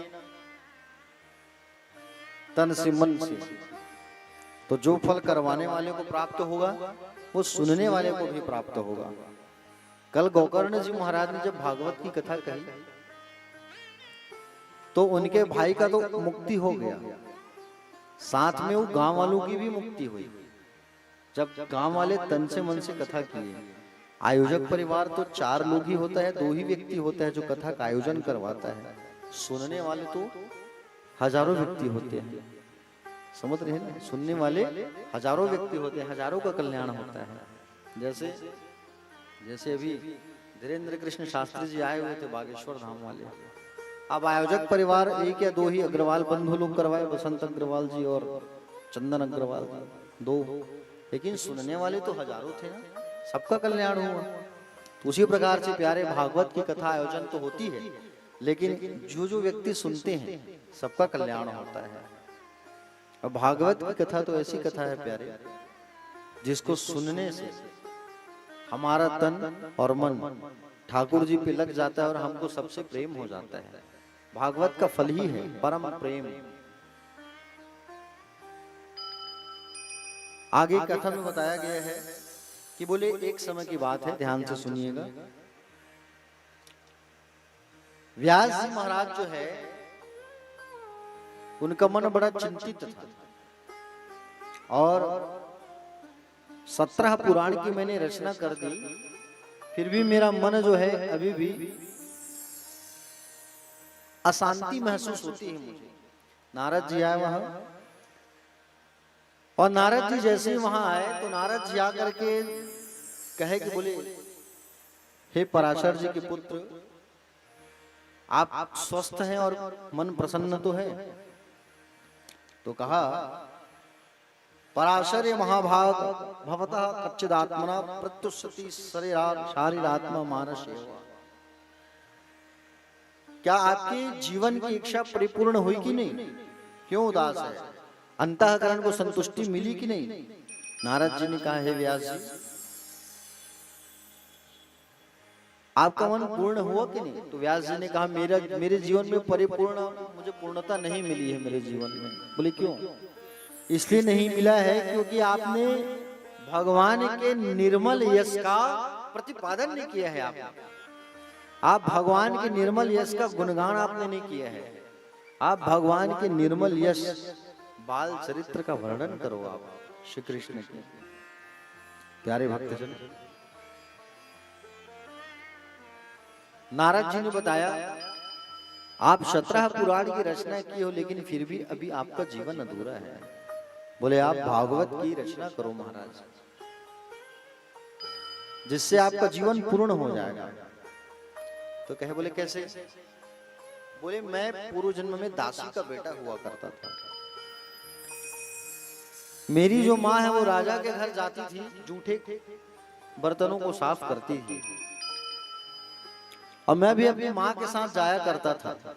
माँ के साथ मैं जाता था और माँ के साथ जा करके मैं माँ के साथ वहां मदद करता था। एक बार उस नगर में संतों की टोली आई, और संतों की जब टोली आई वहां पे, तो हमारे राजा ने हमारी ड्यूटी लगाई। क्या ड्यूटी लगाई? हमारे राजा ने ड्यूटी लगाई कि बोले जूठे पत्तलों को उठाने का कार्य आपको करना है महाराज। बोले ठीक ठीक। तो संत जो खाते पीते थे ना, उनके जूठा को वो साफ करता था। बालक नारद जी, पूर्व जन्म में नाम था हरिदास, जूठे पत्तल को उठाता था, सेवा करता था। संत जब जाने लगे, तो संत जैसे ही जाने लगे तो संतों के पांव पकड़ लिए, मुझे भी जाना है महाराज आपके साथ, नारद जी मुझे भी ले चलो अपने साथ, मत छोड़ो। संतों ने कहा कि बोले हम आपको एक मंत्र दे रहे हैं, आप हमारे साथ जा तो नहीं सकते क्योंकि अभी आपकी माँ जिंदा है। जब तक माँ और बाप जीवित होते हैं ना, तो हमारे ऊपर कर्जा होता है। क्या कर्जा होता है? जब तक हम अपने माँ और बाप के लाश को, शव को कंधे पर रख करके शमशान घाट लेकर के जब तक नहीं जाते हम ना, तब तक हमारे ऊपर ऋण रहता है। माता का ऋण और पिता का ऋण। जब हम छोटे रहते हैं ना, तो हमारे पिता हमको प्रेम करते हैं, अपने कंधे में उठा के घुमाते हैं, पाते हैं, अपने पीठ पर बैठा के घोड़ा बन के आंगन में चलते हैं, चलाते हैं, प्रेम करते हैं। तो उन सब का एक कर्ज होता है प्यारे, और वो कर्ज दूर कब होता है? जब हमने बाप के, माँ के लाश को जब कंधे पर रख करके जब हम शमशान घाट लेकर के जाते हैं ना, तब वो ऋण जो है पूरा होता है। याद रखना, तब वो ऋण पूरा होता है। तो संतों ने कहा कि तुम्हारा भी, तुम्हारी माँ जिंदा है, और तुम्हारी माँ जिंदा है तो तुम हमारे साथ नहीं जा सकते हरिदास। हम तुम्हें एक मंत्र दे रहे हैं, तुम उस मंत्र का पठन पाठन करना, और तुम उस मंत्र का पठन पाठन जब करोगे तो जरूर तुम्हारी मुक्ति होगी, भगवान तुम्हें मिलेंगे। ओम नमो भगवते वासुदेवाय, इस मंत्र को दे दिया। ये ओम नमो भगवते वासुदेवाय का मंत्र दिया, और 12 अक्षर मंत्र दे करके संत वहां से चले गए। और ये 12 घंटे उस मंत्र को जपने लगा, जपने लगा, जपने लगा। और जब 12 घंटे जब इस मंत्र को जब वो जपने लगा, तो एक दिन आकाशवाणी हुई कि बेटा इस जन्म में नहीं, अगली बार जब तेरा आगमन होगा तब तू मेरे धाम आएगा और मेरा परम भक्त होगा। अगली बार जब समय आया, तो अगली बार वही बालक ब्रह्मा जी का पुत्र नारद बन करके आया, और स्वयं श्रीमन नारायण भगवान ने अपनी वीणा प्रदान कर दी कि तुम इसे बजाओ और मेरा संकीर्तन करो। जब तक तुम इसे बजाओगे, जब तुम्हारी इच्छा होगी तब तुम मेरे धाम आ जाओगे, और जब तुम्हारी इच्छा होगी तुम किसी भी देव का दर्शन कर पाओगे। वही नारद जो पूर्व जन्म में तपस्या किया। तो नारद जी व्यास नारायण भगवान को कहे कि बोले आप भी भगवान के निर्मल यश का प्रतिपादन करो, भागवत की रचना करो। तब नारद जी के कहने पर व्यास जी महाराज जो है प्यारे, भागवत की रचना करने के लिए तैयार हो गए, और सरस्वती नदी के किनारे आए, सम्या प्रास अपने आश्रम हरि का ध्यान करते करते करते करते हृदय में भगवान का ध्यान करने लगे। भागवत की रचना तो करेंगे, लेकिन लिखेगा कौन? लिखने वाला भी तो चाहिए। तो गणेश जी का ध्यान किया, गणेश जी आए। गणेश जी जैसे आए तो उन्होंने शर्त रख दिया, मैं लिखने के लिए तैयार हूँ। पहले जमाने में कोई स्पीड तेज तर्रार लिखने वाला नहीं था, गणेश जी को छोड़ के। अब तो कंप्यूटर का जमाना है कि नहीं? हाँ, स्टेनो मशीन वाले आ गए सब। गणेश जी को ही सब लिखने के लिए बुलाते थे, आओ भैया ये चीज लिखना है। तो गणेश जी शर्त रखते थे, किसी भी ग्रंथ को, पुस्तक को लिखना है, जब तक वो पूरा नहीं होगा तुम चुप मत रहना, तब तो हम लिखेंगे। लगातार बोलना है। व्यास जी कहे बोले ठीक है चलो, मैं लगातार बोलूंगा, आप लिखते रहे। तो व्यास जी महाराज जो है बोलते गए, और गणेश जी लिखते गए, लिखते गए, लिखते गए, लिखते गए, लिखते गए, लिखते गए, लिखते गए। गणेश जी किससे लिखे हैं भागवत को? अपने टूटे हुए दांत से। दांत कैसे टूटा उनका? परशुराम जी के साथ में एक बार युद्ध छिड़ गया इनका। अब परशुराम जी के साथ जब युद्ध छिड़ा गणेश जी का, तो परशुराम जी फरसा अपने फेंक दिए थे, डांट उसका टूट गया उनका। तो उसी टूटे हुए दांत से उन्होंने भागवत को लिखना चालू किया, और भागवत को लिखते गए, लिखते गए, लिखते गए, लिखते गए। भागवत 18,000 श्लोक। भागवत की कथा इतनी गहराई है कि 7 दिन में भी पूर्ण नहीं हो सकता, इतनी कथा है इसमें अथाह। सारे शास्त्रों का सार है इसमें, 17 पुराण का सार है भागवत में प्यारे। तो जब लिखते गए व्यास जी को नहाना भी तो है, नहाने जाना है, तो नहाए कैसे हो? तो वो जाते थे, तो जाने के पहले बड़े बड़े जटिल शब्दों को बोल देते थे गणेश जी के पास, और जटिल शब्दों को बोल देते थे तो उनको सोचने में समय लगता था, गणेश जी क्या बोले हैं, यहाँ कौन सा मात्रा डालूं, यहाँ कौन सा बिंदी लगाऊं, मैं क्या बोले हैं। इतने में वो दौड़ के जाते थे और नहा खा जाते थे, आते थे तब बताते थे कि मैंने आपको ये चीज बोला है, और फिर चालू, हाँ चलो ऐसे ऐसे लिखने का जो काम है वो पूरा हो गया, और भागवत की रचना हो गई। भागवत में जो काले काले मोटे अक्षर हैं, भागवत में जो काले काले मोटे अक्षर हैं वो कौन है? गोपियां हैं। अब पीछे का जो सफेद पन्ना है ना, वो राधा रानी है, और संपूर्ण जो भागवत है वो स्वयं श्री कृष्ण है प्यारे, स्वयं श्री कृष्ण है। काले काले मोटे अक्षर गोपियां हैं, सफेद पन्ना राधा जी है, और पीछे पूरा भागवत जो है स्वयं श्री कृष्ण है प्यारे। भागवत की रचना पूर्ण हुई, भागवत की रचना तो पूर्ण हो गई, सुनाने वाला भी आ गया, सुनने वाला नहीं आया है, परीक्षित है कि नहीं? सुनने वाला भी नहीं आया है प्यारे भक्तजन। सुखदेव जी महाराज का आगमन हो गया, वो जंगल में समाधि लगा करके बैठ गए हैं। आइए भजन करते हैं, फिर कथा में आगे प्रवेश करते हैं। बोले बाके बिहारी लाल की, सांवरा मेरा सांवरा, सांवरा मेरा सांवरा, लूट कर ले गया दिल जिगर,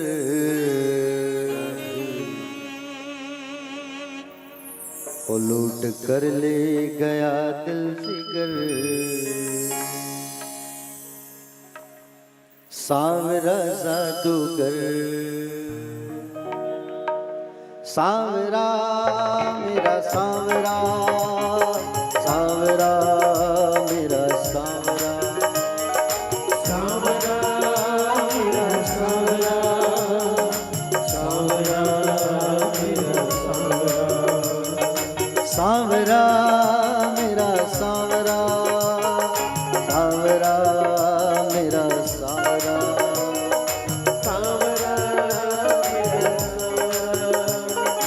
सांवरा मेरा सांवरा, लूट कर ले गया दिल जिगर, लूट कर ले गया दिल जिगर, सांवरा जादूगर,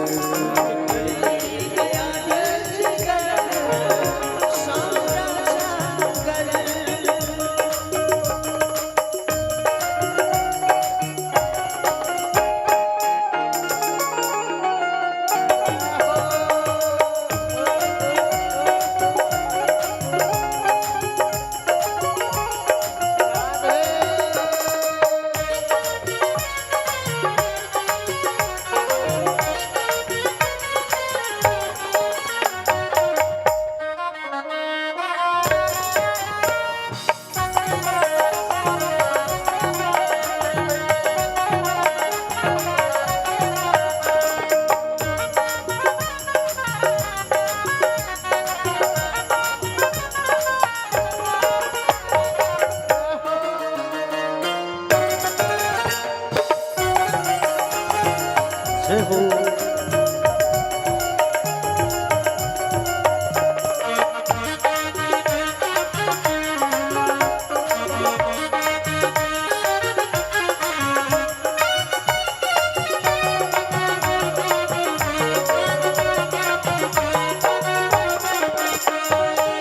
तो गई यमुना में भरने को पानी, तो गई यमुना में भरने को पानी, देख छवि नटखट की हुई मैं दीवानी, देख छवि नटखट की हुई मैं दीवानी, मैं तो गई भरने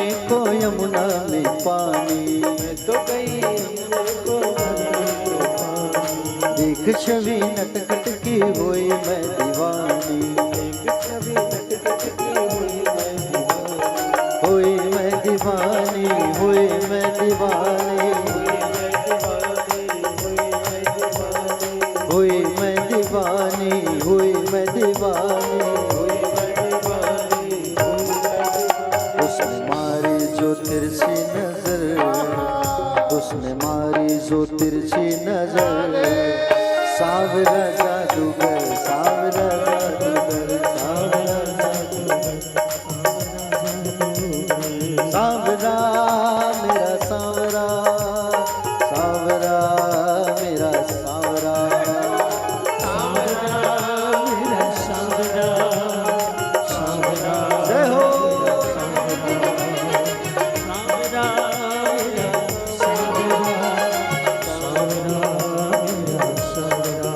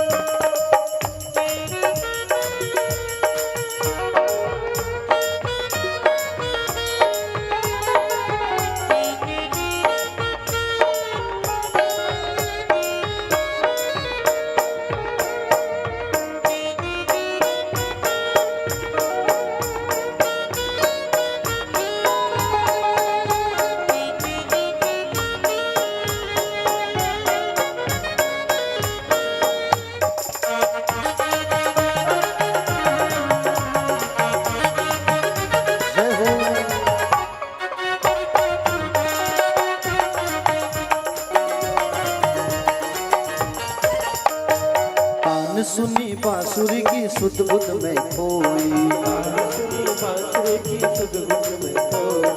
भूल गए लोक लाज बस तेरी हो गई, भूल गए लोक लाज बस तेरी हो गई। तान सुनी बांसुरी की सुध बुध में खोई, तान सुनी बांसुरी की सुध बुध में खोई, भूल गई लोक लाज बस तेरी हो गई, भूल गई लोक लाज बस तेरी हो गई, बस तेरी हो गई, बस तेरी हो गई, बस तेरी हो गई, बस तेरी हो गई, बस तेरी हो गई, बस तेरी हो गई, बस तेरी हो गई।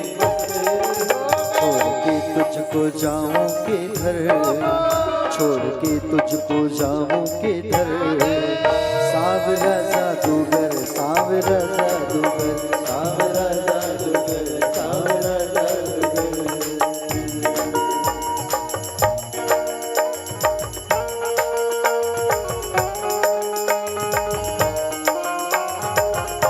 जय हो।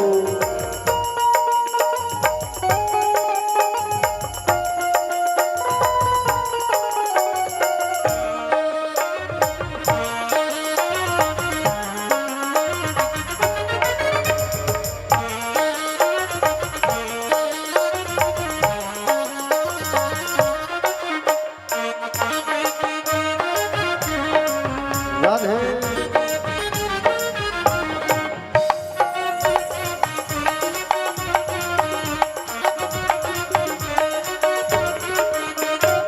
बांधली रमण तुझसे आशा की लड़ियां,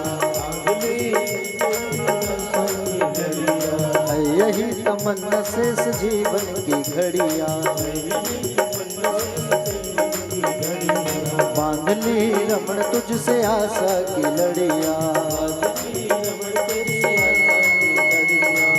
यही तमन्ना शेष जीवन की घड़ियां, जीवन की घड़ियां, जीवन की घड़ियां,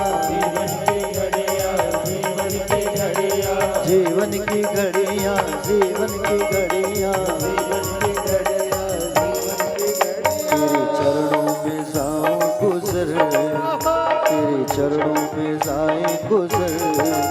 सावरा जादूगर, सावरा जादूगर, सावरा जादूगर,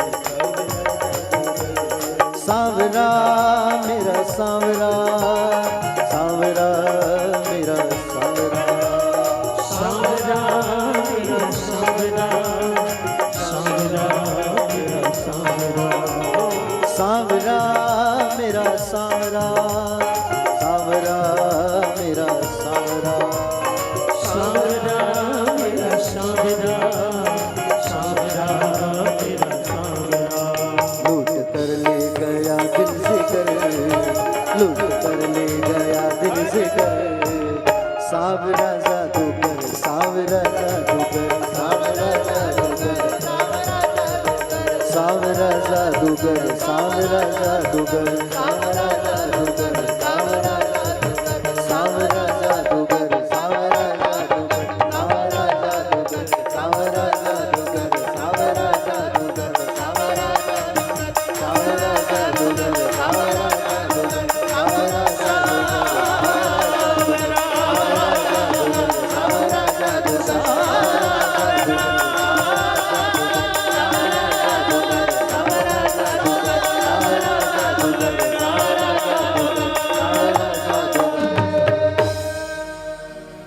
सावरा मेरा सावरा, सावरा मेरा सावरा। बोले बाके बिहारी लाल की जय। एक बार सभी भक्त दोनों हाथ को उठा करके कहेंगे बड़े भाव से, जोर से आवाज लगा करके, राधे राधे।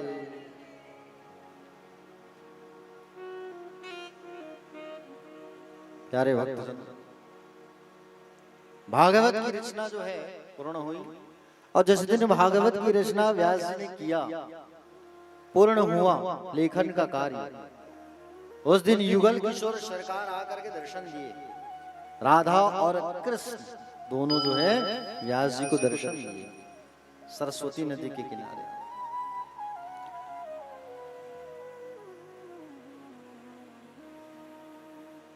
श्री सुत जी महाराज 88,000 ऋषियों को कथा बताते हुए कहे कि महाभारत का जब युद्ध समाप्त हुआ, उस समय कुरुक्षेत्र के युद्ध भूमि के मैदान में दुर्योधन जो है अधमरा पड़ा हुआ था। भीम भैया ने उसके जंघों पर इतना मार किया, इतना मारा कि जंघा टूट गई, मृत्यु की श्वास गिनते हुए पड़ा हुआ है।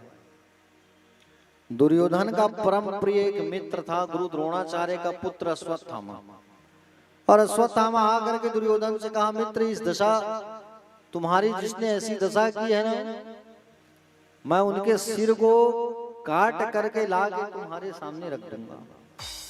दुर्योधन ने कहा, बोले ठीक है भाई, जो काम हम सब भाई मिलके नहीं कर सके वो तुम करना चाहते हो तो ठीक है, जाओ। अश्वत्थामा जो है तलवार लेकर के पांडवों के सिर को काटने के लिए आ रहा है प्यारे, और पांडवों के सिर को काटने के लिए जब आ रहा है, उस समय भगवान श्री कृष्ण जो है पांडवों की रखवाली कर रहे थे। ये पांडव जो है चद्दर तान के सो रहे हैं, भगवान छड़ी लेकर के निगरानी कर रहे हैं। अचानक भगवान अर्जुन की ओर देखे तो अर्जुन का नींद खुला। भगवान ने कहा, बड़े चादर तान के सो रहे हो, उठो। अर्जुन ने कहा, जिसकी रखवाली करने वाला स्वयं गिरधर है वो तो आराम से सोएगा ना। बोले अभी सोने का समय नहीं है, चलो चलो उठो, सब उठो, मेरे साथ चलो। भगवान उन सबको उठा के दूर ले गए, और उन सबको दूर ले गए उठा करके स्नान कराने। उसी समय अश्वत्थामा आया तलवार लेकर के, और तलवार लेकर के जब अश्वत्थामा आया ना, तो उस समय पांडव के जो पुत्र हैं, पांडव के जो बेटे हैं, वो आराम से सोए हुए थे प्यारे। पांडव के जो पुत्र हैं वो पांडव के समान ही दिखते थे। अर्जुन का बेटा अर्जुन के समान, भीम का भीम के समान, नकुल का नकुल के समान, सहदेव का सहदेव के समान। ऐसा पांडवों के बच्चों को देख करके उनके सिर को काट दिया अश्वत्थामा ने, और सिर को काट करके लाके दुर्योधन के सामने रख दिया। दुर्योधन ने देखा, मित्र तुमने क्या काम कर दिया? अरे तुम तो पांडव के बच्चों के सिर को काट के ला दिए। अरे हमारे नाम से पिंडदान करते, जलांजलि तिलांजलि देते, तुमने उसे मार दिया। बाल हत्या का दोष भी तुमने हमारे ऊपर लगा दिया। उसी समय दुर्योधन की मृत्यु हो जाती है। उसी समय दुर्योधन मारा गया। पांडव स्नान करके जब आए, अब पांडव जब आए वापस, तब देखा कि बच्चों की लाश पड़ी हुई है, बच्चों का सिर कटा हुआ है। और बच्चों का सिर कटा हुआ है, बच्चों की मां द्रौपदी ने देखा कि एक साथ पांचों बच्चों का लाश पड़ा हुआ है। एक साथ पांचों बच्चों की मृत्यु कौन सी मां सहन करेगी बताइए? सहन कर पाएगी? अरे बच्चे को जब पैर में खरोच आता है, हाथ में खरोच आता है, उस मां का दिल दहल जाता है। अब 5 बच्चों की मृत्यु, बताइए कैसे सहन करे मां? 5 बच्चों की मृत्यु, 5 बच्चों का, वो भी गला कटा हुआ है। बाप रे! द्रौपदी की आंखों में आंसू है। द्रौपदी मैया रोने लगी कि मेरे बच्चों की मृत्यु हो गई। प्यारे, एक माँ ही वो होती है जो बच्चों की सारी तकलीफों को, सारी गलतियों को छुपाने की शक्ति रखती है। माँ जो है कभी अपने बच्चों की पीड़ा को बर्दाश्त नहीं कर सकती। जब एक खरोच आता है, एक खांसी भी आती है, तो वो तुरंत डॉक्टरों के पास लेके जाती है। वो होती है माँ। वो माँ कहती है कि मुझे कष्ट मिल जाए लेकिन बच्चे को कष्ट ना मिले। द्रौपदी का मन बड़ा दुखित हुआ और द्रौपदी मैया रोने लगी। अर्जुन ने संकल्प कर लिया कि जब तक मेरे बच्चों का हत्यारा पकड़ा ना जाए, मारा ना जाए, चैन की सांस नहीं लूंगा। पता किया ये सब कैसे हुआ। सेना लोगों को पूछा गया, सिपाही लोगों को तो बताया, रात में अश्वत्थामा आया था महाराज। अर्जुन को मालूम चला अश्वत्थामा आया था। क्रोध में भर करके अर्जुन दौड़ पड़ा अश्वत्थामा को मारने। अश्वत्थामा देखा अर्जुन आ रहा है, भागने लगा। भगवान श्री कृष्ण ने कहा छोड़ो मत अर्जुन, पीछा करो इसका। और जैसे पीछा करने लगे उतने में ये ब्रह्मास्त्र का प्रयोग कर दिया अश्वत्थामा। भगवान श्री कृष्ण ने कहा तुम भी ब्रह्मास्त्र का प्रयोग करो। ब्रह्मास्त्र ब्रह्मास्त्र को काटता है। ब्रह्मास्त्र का जब प्रयोग करने लगे तो वहां पर भगवान ब्रह्मा जी आकर के मना कर दिए कि ब्रह्मास्त्र का प्रयोग मत करो, क्योंकि इससे जल थल सबकी हानि होगी। ब्रह्मास्त्र को तुम वापस ले लो अर्जुन। अश्वत्थामा को कहा गया तुम भी वापस लो। अर्जुन तो वापस ले लिया, लेकिन ये अश्वत्थामा को ब्रह्मास्त्र वापस लेने की विद्या मालूम ही नहीं थी। द्रोणाचार्य ने ये विद्या अर्जुन को बताया है, अपने बेटे को भी नहीं बताया। और ब्रह्मास्त्र को वापस तो ले लिया अर्जुन ने, लेकिन ये क्या किया अश्वत्थामा मूर्ख जो है, इसने सोचा मैं पांडवों के बच्चों को तो मैंने मार दिया है, पांडव के जो वंशज जो है नाती, मैं उसे नहीं छोड़ूंगा। ऐसा कह करके उस ब्रह्मास्त्र को अश्वत्थामा जो है अर्जुन की जो बहू है उत्तरा, उसके गर्भ में छोड़ दिया। और वो गर्भवती थी, गर्भ में उसका बच्चा मर जा करके छोड़ दिया ब्रह्मास्त्र। भगवान ने अर्जुन से कहा अर्जुन पकड़ो इस अश्वत्थामा को। पकड़ लिया। अब पकड़ करके ले आए कहाँ? द्रौपदी के सामने। द्रौपदी के सामने जब लाया तो द्रौपदी से अर्जुन ने कहा आदेश करो तुम द्रौपदी, इसको भी जमीन में गाड़ दूं कि उल्टा लटका दूं, बताओ क्या करना है। ये हमारे बच्चों को मारने वाला है। द्रौपदी देख रही है, सामने खड़ा है अश्वत्थामा। मन में विचार करती है ये द्रौपदी जो है, अगर कहीं इसको मार दिया जाए तो इसकी जो माँ है वो रोएगी। इसकी माँ को भी तो तकलीफ होगा। जो आज मुझे तकलीफ हो रहा है वो इसकी माँ को तकलीफ होगा। द्रौपदी ने कहा, क्या कहा? द्रौपदी ने कहा कि स्वामी, ये तो आपके गुरु का बेटा है, ये गुरु भाई है ये, और गुरु भाई को नहीं मारना चाहिए। गुरु भाई को आप कैसे मारोगे? आप मत मारो, और ये आपकी गुरु माँ का बेटा है, अगर इसे आप मार दोगे तो इसकी माँ का क्या हाल होगा? आपकी गुरु माँ गौतमी, द्रोणाचार्य की पत्नी का नाम था गौतमी, गौतमी रोएगी। मत मारो, इसे छोड़ दो। अर्जुन ने कहा द्रौपदी कैसी बात कर रही हो तुम? अरे जिसके कारण हमारे बच्चों की मृत्यु हो गई, तुम उसे छोड़ने कह रही हो? ये कैसी बात हुई? बोले नहीं स्वामी, छोड़ दीजिए आप। प्यारे भक्तजन, अर्जुन जो है भगवान श्री कृष्ण के पास आ गया, और भगवान श्री कृष्ण के पास आकर के कहने लगा, हे द्वारकाधीश, हे केशव, इस अश्वत्थामा का हम क्या करें? द्रौपदी तो इसे छोड़ने। तो प्यारे, इस पर भगवान केशव ने कहा, अर्जुन तुम इस अश्वत्थामा को पकड़ो और अश्वत्थामा के मस्तिष्क में जो मणि है उसे खींच के निकालो, इसके बाल काटो और इसे मुंडन करके छोड़ दो।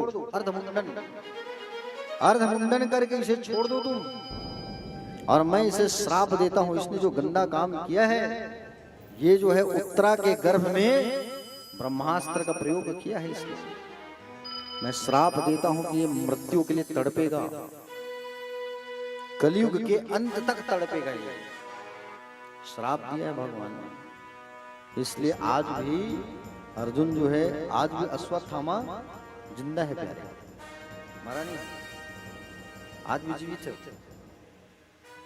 मृत्यु के लिए तड़प रहा है। उधर उत्तरा जो है, उत्तरा के गर्भ में जो ब्रह्मास्त्र का प्रयोग हुआ, उत्तरा दर्द में व्याकुल, उत्तरा दौड़े दौड़े अपनी सास के पास आई, द्रौपदी के पास। माँ, मुझे बहुत तकलीफ है, मेरे गर्भ में पीड़ा हो रही है, मैं क्या करूं? द्रौपदी ने कहा, बेटी उस द्वारिकाधीश के चरणों को पकड़ ले तू जाके, वो ही तुम्हारी रक्षा करेंगे, और किसी के पास मत जाना। जब तकलीफ हो, जब दुख हो, तो द्वारिकाधीश को याद करो, उस कृष्ण कन्हैया को याद करो, वो तुम्हारी रक्षा करेंगे। भरी सभा में जब मेरा वस्त्र खींचा जा रहा था, भरी सभा में जब चीर हरण किया जा रहा था मेरा, उस समय ये मेरे 5 पति वहां बैठे थे, लेकिन कोई काम नहीं आया। भरी सभा में जब साड़ी खींचा जा रहा था मेरा, उस समय मैंने उस कन्हैया को पुकारा था, और मैंने उस कन्हैया को पुकारा तो वो कन्हैया दौड़ के आए, मेरी रक्षा किए। इसलिए उत्तरा, तुम भी उस कन्हैया की शरण में जाओ, और उस कन्हैया की शरण में जाओ, वो तुम्हारी जरूर रक्षा करेंगे। दौड़े दौड़े दौड़े दौड़े, पाहि पाहि महायोगिन देव, देव देव जगतपति, नान्यं भयं पश्यत्र मृत्यु परस्परम। भगवान के चरणों में जाकर के गिर गई उत्तरा जो है, प्रभु मेरी रक्षा करो, प्राण रक्षा करो, ये ब्रह्मास्त्र मुझे जला दे, लेकिन मेरे गर्भ में जो बच्चा है उसको भस्म ना करे, रक्षा करो। भगवान श्री कृष्ण ने देखा उत्तरा दर्द में व्याकुल है, भगवान तत्काल अपना सूक्ष्म छोटा लघु रूप बना करके मुंह से उत्तरा के मुंह से गर्भ में प्रवेश कर गए। जो बालक था गर्भ में, वो बालक जो है मरने की स्थिति में पहुंच चुका था। अग्नि का तेज भगवान जा करके गर्भ को शीतल कर दिए, ठंडा कर दिए। जो बच्चा मरने की स्थिति में था, उस बच्चे को जीवित करके भगवान वापस गर्भ से बाहर आया। भगवान जैसे ही गर्भ से बाहर आए, भगवान ने पूछा कैसे लगा तुम्हें? उत्तरा ने कहा, प्रभु मुझे अब ठीक लग रहा है, अच्छा लग रहा है। प्यारे, जैसे भगवान के सामने जीव की कोई चालाकी नहीं चलती, वैसे ही भक्तों के सामने भगवान की चालाकी नहीं चलती। माता कुंती सब समझ गई। माता कुंती थी बाजू में वहां। कुंती कौन है? भगवान की बुआ। कुंती सब समझ गई। श्री कृष्ण ने मेरी पौत्र वधु के गर्भ में प्रवेश करके मेरे पौत्र की प्राण रक्षा की, मेरे वंश को निर्वंश होने से बचा लिया। देखा कुंती ने। माता कुंती भगवान श्री कृष्ण के चरणों में गिर पड़ी और चरणों में गिर करके कहने लगी, हे कृष्ण, हे श्री कृष्ण, द्वारिका वासिन देव देव जगतपते, हे प्रभु, मैं आपको प्रणाम करती हूँ।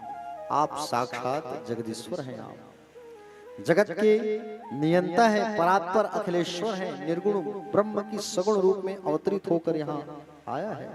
मेरे प्रभु ने कहा, बुआ जी क्या कह रही हो आप ये सब बातें अपने भतीजा को? बोले, कुंती बोली, ये सब आपकी लीला है लाला, और आप परमात्मा हो, भगवान हो। अच्छा बुआ, तुम मुझे भगवान कह रही हो? अच्छा तुम मुझे भगवान कह रही हो, मैं भगवान हूँ बुआ? बोले हाँ आप भगवान हो। बोले अच्छा, तो चलो मैं भगवान हूं तो तुम मुझसे कुछ मांगो। मांगोगी कि नहीं मांगोगी भगवान से? बोले ठीक है कन्हैया, तुम मुझे अगर देना ही चाहते हो, अगर तुम मुझे देना ही चाहते हो गोपाल, तो मैं एक ही वर मांगूंगी। विपदा संतुना शशु तत्र तत्र जगत गुरु भवतो दर्शनम यत्सदादा पुनर्भव दर्शनम। बोली मुझे देना ही है तो मुझे तुम विपत्ति दे दो। विपत्ति मतलब समझते? विपत्ति दुख तकलीफ। भगवान ने कहा, बुआ ये कैसी बात कर रही हो? बोले जीवन भर तो आप दुख ही पाए हो, फिर दुख मांग रही हो? क्यों मांग रही हो तुम दुख? इस पर कुंती ने जवाब दिया भगवान को, प्रभु आप ही कहते हो ना, आप ही कहते हो प्रभु कि बोले जब दुख रहता है तो ये मन जो है भगवान को याद करता है, और जब सुख आ जाता है ना तो भगवान को भूल जाता है ये जीव जो है। अब मेरे पास कहीं अगर दुख रहेगा तो मैं आपको हमेशा याद करूंगी, आप मेरे साथ रहोगे। जब मैं दुख रहेगा तो ये मन आपको बहुत याद करेगा, और 24 घंटा दुख रहेगा मेरे पास तो आप कम से कम मेरे साथ रहोगे, इसलिए आप मुझे दुख दे दो। जीवन में अगर कभी दुख मिलता है तो घबराना मत प्यारे। जीव को जब दुख की प्राप्ति होती है वो तो दीनानाथ तुम्हारे साथ रहता है, क्योंकि दुख में भगवान श्री कृष्ण ही साथ देते हैं। जब हमारे पास दुख रहता है ना तो हमारा मन भगवान को खूब याद करता है प्यारे। हाँ, जब हम दुखी रहते हैं ना तो भगवान से कहते हैं, प्रभु हमको इतना दुख दिए हो, आप सुख कब मिले? प्यारे, संसार में हमसे भी ज्यादा लोग दुखी हैं। हम तो अच्छे हैं, हमारे पास घर है, 2 वक्त का रोटी है खाने को। उनको देखो जिनके पास घर ही नहीं है रहने को, खाने की 2 वक्त की रोटी नहीं है उनके पास, उनको देखो आप, वो कैसे जीवन जीते होंगे। हाँ? सोचो जरा आप। दुख आ जाए तो ये समझना कि परमात्मा तुम्हारे साथ है। दुख में कभी घबराना मत, केवल उस ठाकुर के नाम को जपते रहना तुम। और दुख में कहीं ठाकुर के नाम को जपते रहे तो सुख एक दिन जरूर आएगा। दुख है तो सुख है, दिन है तो रात है प्यारे। जब दुख रहेगा, दुख में सुमिरन सब करे, सुख में करे न कोई। जो सुख में सुमिरन करे सो दुख काहे होए। अगर हम सुख में भी स्मरण करेंगे भगवान का तो दुख आएगा ही क्यों। लेकिन जीवन में दुख का आना भी जरूरी है। जब तक दुख नहीं आएगा तब तक ये मन भगवान की ओर नहीं भगता। ये काट्य सत्य है ये। इसलिए अगर दुख मिल रहा है तो मिलने दो। समझ रहे हो ना? हाँ।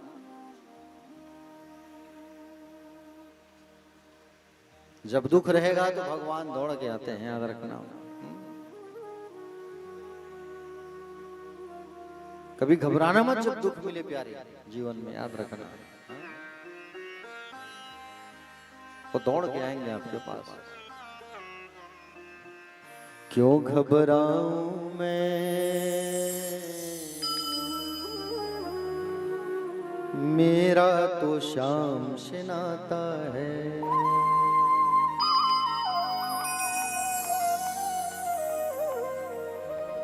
क्यों घबराऊं मैं,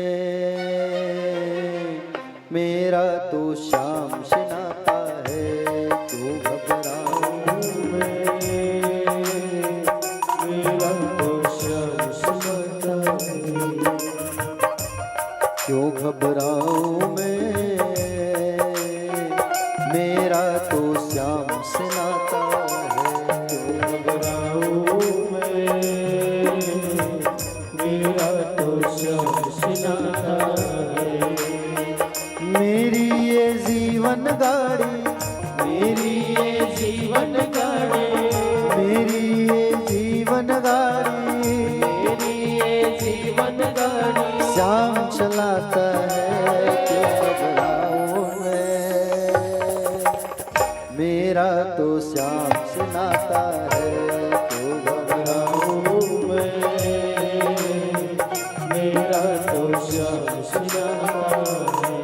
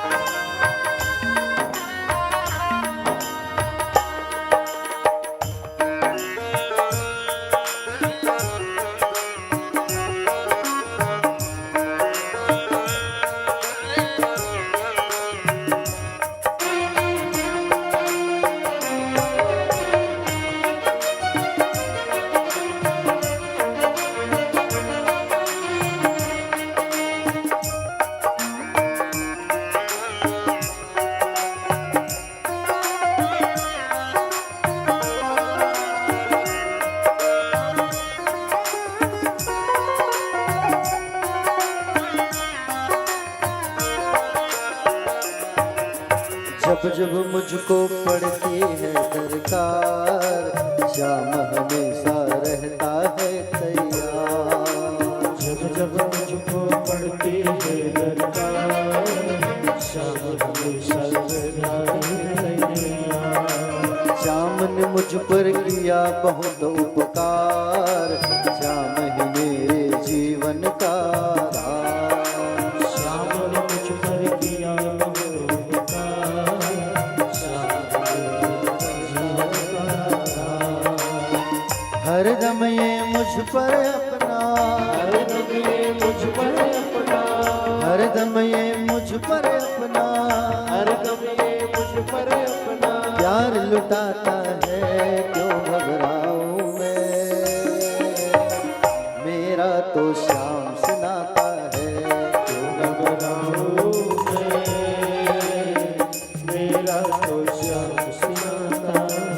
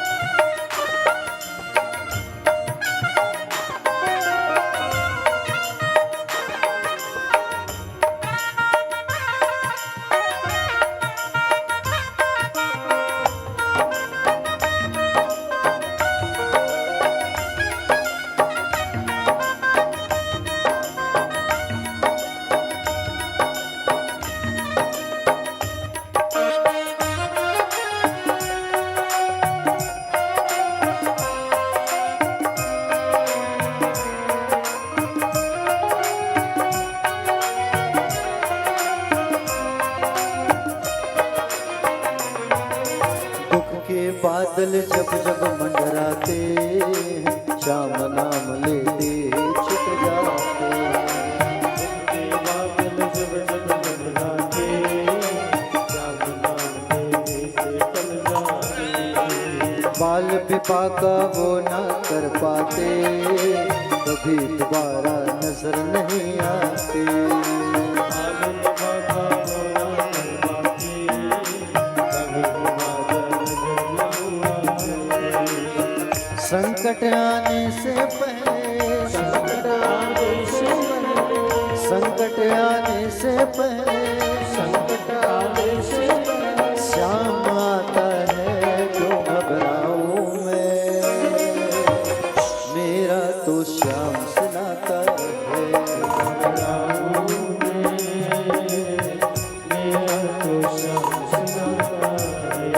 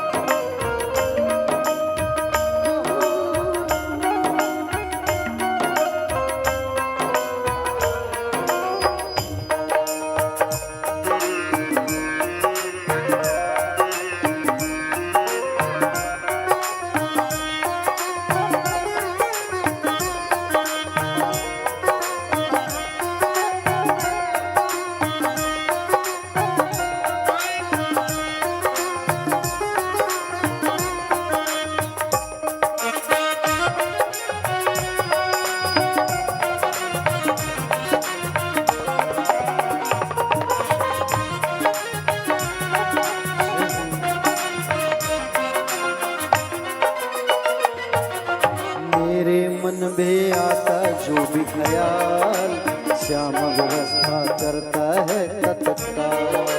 मेरे मन में आता जो ख्याल, श्याम व्यवस्था करता है तत्काल। हर पल मुझको यही रहा संभाल, श्याम कृपा से मैं हूँ माला माल। हर पल में यही रहस्य हाल, श्याम कृपा से जिसके लायक ही नहीं मैं, जिसके लायक ही नहीं मैं, जिसके लायक ही नहीं मैं, जिसके लायक ही नहीं मैं, वो मिल जाता है तो घबराऊं मैं, मेरा तो श्याम से नाता है। घबराऊं मैं, मेरा तो श्याम से नाता है।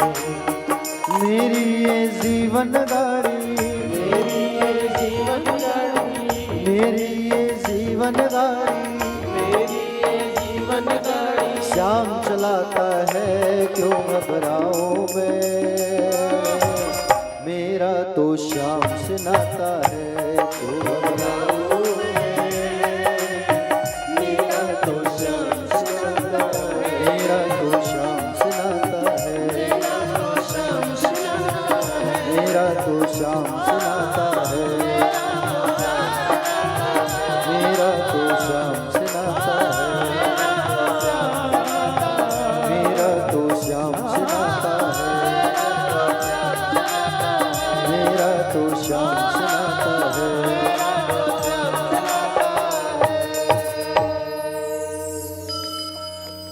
क्यों घबराऊं मैं, मेरा तो श्याम से नाता है।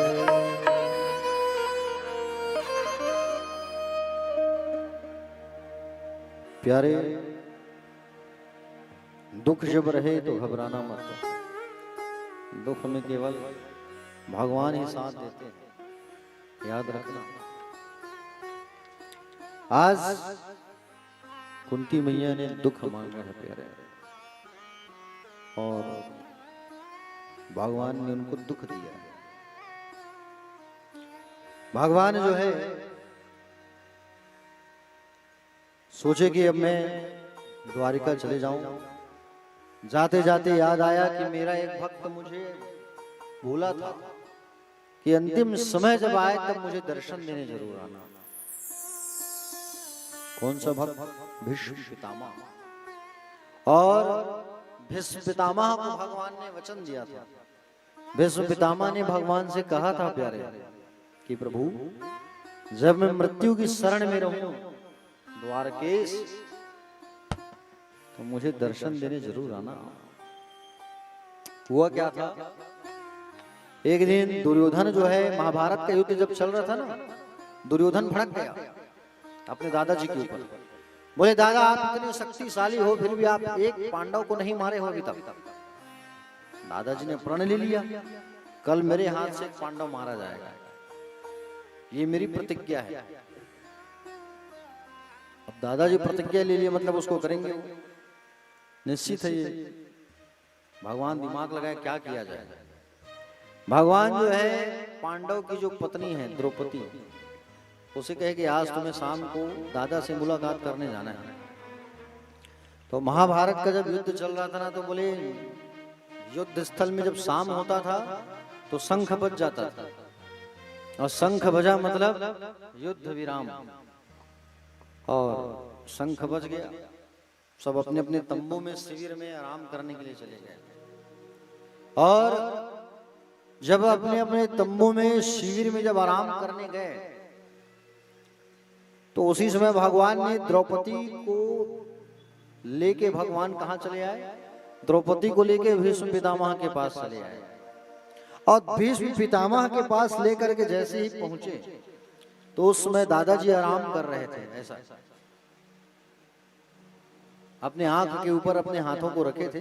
भगवान ने कहा तुम जाना, सीधे जाके दादा के पैर को छू के दोनों हाथ से पैर दबा के प्रणाम कर लेना, बस इतना ही करना है तुम्हें।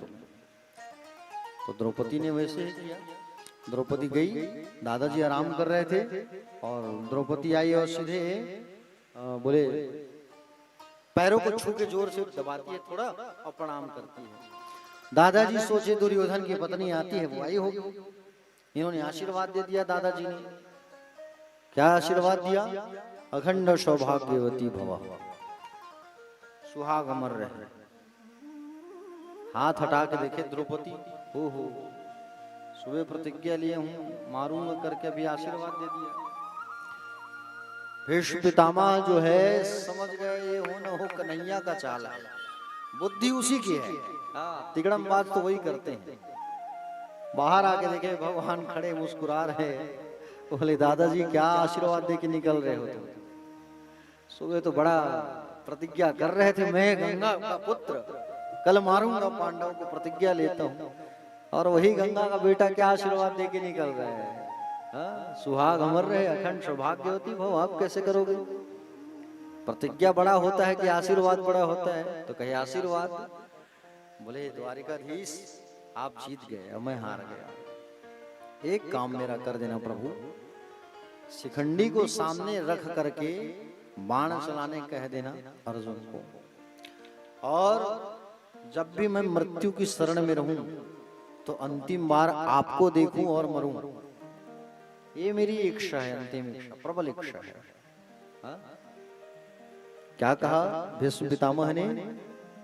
भीष्म पितामह ने कहा गोविंद से, गोविंद एक प्रार्थना है मेरी। क्या प्रार्थना है? कि देहांत काले तुम सामने हो, बंसी बजाते मन को लुभाते, गाता यही मैं तननाथ त्यागूं, गोविंद दामोदर माधवेति। गोविंद मेरी यह प्रार्थना है, भूलूं न मैं नाम कभी तुम्हारा, निष्काम होकर दिन रात गाऊं गोविंद दामोदर माधवेती। नाता भला क्या जग से हमारा, आए यहाँ क्यों कर क्या रहे हैं। सोचो विचारो हरि को पुकारो गोविंद दामोदर माधवेती। भगवान से कहा, भगवान आप सामने रहना, बस हमको यही, हमारी यही इच्छा है। तो भगवान ने अपने उस भक्त को दर्शन देने के लिए भगवान वापस आए, और वापस आकर के भगवान जो है अकेले नहीं गए। भगवान सोचे, बोले आजकल युधिष्ठिर जी का मन बड़ा अशांत रहता है, दुखी रहते हैं युधिष्ठिर जी। क्यों दुखी रहते हैं? क्योंकि मेरे कारण ही सब हुआ है। हाँ? मेरे कारण ही सब कौरव मारे गए हैं, उनकी पत्नियां विधवा हो गई करके दुखी रहते थे युधिष्ठिर जी। युधिष्ठिर को साथ में लेकर के, पांडवों को साथ में लेकर के गए, चलो दादा से मुलाकात करके आएंगे। दादा के सामने लेकर के आए। भगवान ने कहा पैरों की तरफ खड़े रहे, सिर की तरफ नहीं। पितामह ने जैसे ही भगवान को देखा तो आंखों से आंसू गिरने लगा। बाणों की सैया है, अनंत बाण है, बाण में सोए है, बाणों के बिस्तर में। सोचो आप, भीष्म पितामह। और दादा ने कहा कि तुम धन्य हो। भगवान ने कहा आज तुम्हारे जो नाती हैं वो राजा हैं पूरे विश्व के, भारत के, इन्हें आशीर्वाद दो दादाजी। दादाजी ने कहा दुनिया के राजा तो तुम हो, दुनिया के सम्राट तो आप हो प्यारे, और आपका बड़प्पन है कि इनको बड़े कह रहे हो। तुम धन्य हो, तुम सब कि तुम्हारा संबंध भगवान से है। अर्जुन, अर्जुन तुम तो धन्य हो, तुम्हारा तो जीवन धन्य है। यम मन्यसे मातुलेयम प्रियम मित्रम सुहत्तमम अकारो सचिवम दूतम सौहार्द दादत सारथी। अरे जिसका इनसे संबंध है उसका तो कल्याण हो जाता है। अरे तुम्हारा कितना अच्छा संबंध है अर्जुन, देखो। अरे तुम तो इसको अपना ड्राइवर बना के रखे थे, सारथी है कि नहीं? बताओ, तुम्हारे लिए रथ चलाए हैं, तुम कभी इनको अपना मित्र बना लेते हो, कभी सारथी बन करके रथ चलवा लेते हो, कभी मंत्री बनकर बना के परामर्श ले देते हो, कभी गुरु बना करके गीता का ज्ञान ले लेते हो। अर्जुन तुम कितने धन्य हो, तुम्हारा जीवन धन्य है। हे मधुर मुस्कान, लाल नेत्र वाले, कमल के समान मुख वाले, जब तक मैं इस शरीर को ना छोड़ूं तब तक आप मेरी प्रतीक्षा करें। भगवान श्री कृष्ण ने युधिष्ठिर की ओर इशारा किया, अच्छा समय है, जो पूछना है पूछ लो दादाजी से। तो सुंदर बात पूछने लगे प्यारे। क्या बात पूछे? सुंदर बात पूछने लगे। दान धर्म के बारे में बताया है दादाजी ने। क्या बताया है कि बोले बेटा तुम राजा हो, और राजा हो लेकिन धन खूब कमाना, लेकिन धन को दान करने से कभी मत भूलना। 10 रुपए भी कमाओगे तो 10 रुपए का 1 रुपया हमेशा दान करना। तुम पांडवों को ज्ञान देने लगे। युधिष्ठिर जी पूछते गए और भीष्म पितामह बताते गए। दान धर्म, राजा के धर्म, मोक्ष के धर्म, भागवत धर्म आदि सब बतलाया। शरीर छोड़ने की बेला में भीष्म ने भगवान श्री कृष्ण की स्तुति किया है 11 श्लोकों में। बड़ी सुंदर स्तुति गाया है। इति मति रूप कल्पिता वितृष्णा भगवते सा सात्वत् पुंगवे विभिन्ने स्वसुखमुपगते क्वचिद्विहरतु प्रकृतिमुपेयुषि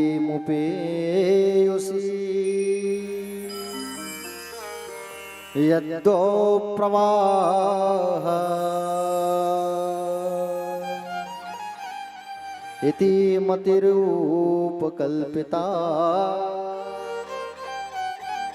कल्पिता वितृष्णा च स्वसुखम उपगते, हे आत्मा आनंद में लीन रहने वाले, क्वचित विहतुम प्रकृतिम उपेयसु, कभी सृष्टि की रचना करने वाले, कभी प्रकृति को उपेयसु माने स्वीकार करने वाले, हे भगवान आप में मैं अपनी निष्काम बुद्धि को लगा रहा हूं। हे प्रभु मेरे अंदर कभी कोई माया कोई मोह ना जागे, कभी कोई तृष्णा ना जागे। ऐसा सुंदर भगवान ने भगवान की स्तुति गाया। स्तुति करने के बाद भगवान में लीन हो गए विश्व पितामह जी प्यारे। भगवान के बहुत बड़े भक्त थे। युधिष्ठिर का विश्व पितामह का जीवन देखो त्याग किया उन्होंने, जीवन भर शादी नहीं किया, हस्तिनापुर की रक्षा के लिए। बड़े ज्ञानी थे, लेकिन वही गलत का साथ दे दिए ना, ये गलत हो गया। कर्ण क्या कम ज्ञानी था? सबसे ज्यादा शूरवीर धनुर्धारी, धनुष की विद्या में अगर देखा जाए तो कर्ण जैसा शूरवीर कोई नहीं था प्यारे। कर्ण जैसा शूरवीर जो इंद्र को भी चुनौती दिया था, वो कर्ण क्यों मारा गया? कर्ण को क्यों मारा गया? क्यों मारा अर्जुन ने? क्योंकि एक देवी, एक स्त्री का वस्त्र उतरते हुए उसने देखा था। नियति के खिलाफ कर्ण ने देखा था प्यारे। जब द्रौपदी का चीरहरण हो रहा था, तब भरी सभा में बैठ करके उस कर्ण ने भी देखा था, उस चीज को रोका नहीं। इसलिए कर्ण की भी मृत्यु हुई है प्यारे। कर्ण जैसा दानी, कर्ण जैसा योद्धा कोई नहीं, याद रखना प्यारे भक्तजन। भगवान पांडवों को उपदेश दिए, पांडवों को दादा के पास लेकर के गए और फिर भीष्म पितामह जी जो है प्यारे, उनकी जब मुक्ति हुई, भगवान वापस द्वारिका चले आए। और भगवान जब द्वारिका चले आए प्यारे भक्तजन, भगवान जब द्वारिका आए उसी समय, कुछ समय के बाद उत्तरा के गर्भ से उस बालक का जन्म हुआ। जब बालक का जन्म हुआ तो बालक उठ के बैठ गया। कोई बच्चा जन्म लेते उठ के थोड़ी बैठता है बताओ, लेकिन वो बालक जो है उठ के बैठ गया और बैठ करके देखने लगा चारों तरफ। सभी लोग उस बालक का दर्शन करने आए दूर दूर से। भगवान को जब मालूम चला कि मेरा नाती आया है, भगवान का भांजा कौन? अभिमन्यु, भगवान की बहन का बेटा है ना अभिमन्यु, सुभद्रा का बेटा। और भांजा का जो बेटा होगा वो तो नाती कहलाएगा ना। भगवान नाना बन गए। और भगवान श्री कृष्ण नाना बन गए। खुशी हुई भगवान को। भगवान द्वारिका से चले आए, खिलौना, कपड़ा, मिठाई, वस्त्र आदि लेकर के आ गए और आए और उस बालक को हाथ में पकड़े और बालक के सिर में हाथ फेरे और नाम रख दिया परीक्षित। नाम रख दिया विष्णु रात। आज से बालक के संसार में विष्णु रात के नाम से प्रसिद्ध होगा, परीक्षित के नाम से प्रसिद्ध होगा। इधर विदुर जी महाराज तीर्थ यात्रा करके वापस हस्तिनापुर आए। विदुर जी शीघ्र धृतराष्ट्र के पास गए और कहे, हे राजन, जिन पांडवों को मारने में आपने कोई कसर नहीं छोड़ी, आज उन्हीं के दिए हुए टुकड़े में आप पल रहे हो। विदुर जी के समझाने के बाद धृतराष्ट्र और गंधारी हिमालय की ओर चले गए। प्यारे भक्तजन, भगवान भी आए उस बालक को आशीर्वाद दिए और आशीर्वाद दे करके भगवान जब गए द्वारिका तो भगवान को छोड़ने के लिए अर्जुन जो है साथ में गया है। और उसी समय भगवान श्री कृष्ण अपने 125 वर्ष को पूर्ण करके भगवान गोलोक धाम चले गए, संसार को छोड़ के भगवान चले गए, क्योंकि द्वापर का अंत हो रहा था, कलयुग का आगमन। प्यारे भक्तजन, भगवान को जब छोड़ करके अर्जुन आए, भगवान स्वधाम गए, तो अर्जुन किसी से बात नहीं करता था, चुप रहता था। एक दिन युधिष्ठिर ने पूछा, अर्जुन जब से तुम द्वारिका से आए हो भैया, किसी से कोई बात नहीं करते हो, तुम क्या बात है, मौन रहते हो, चुप रहते हो, क्या बात है बताओ।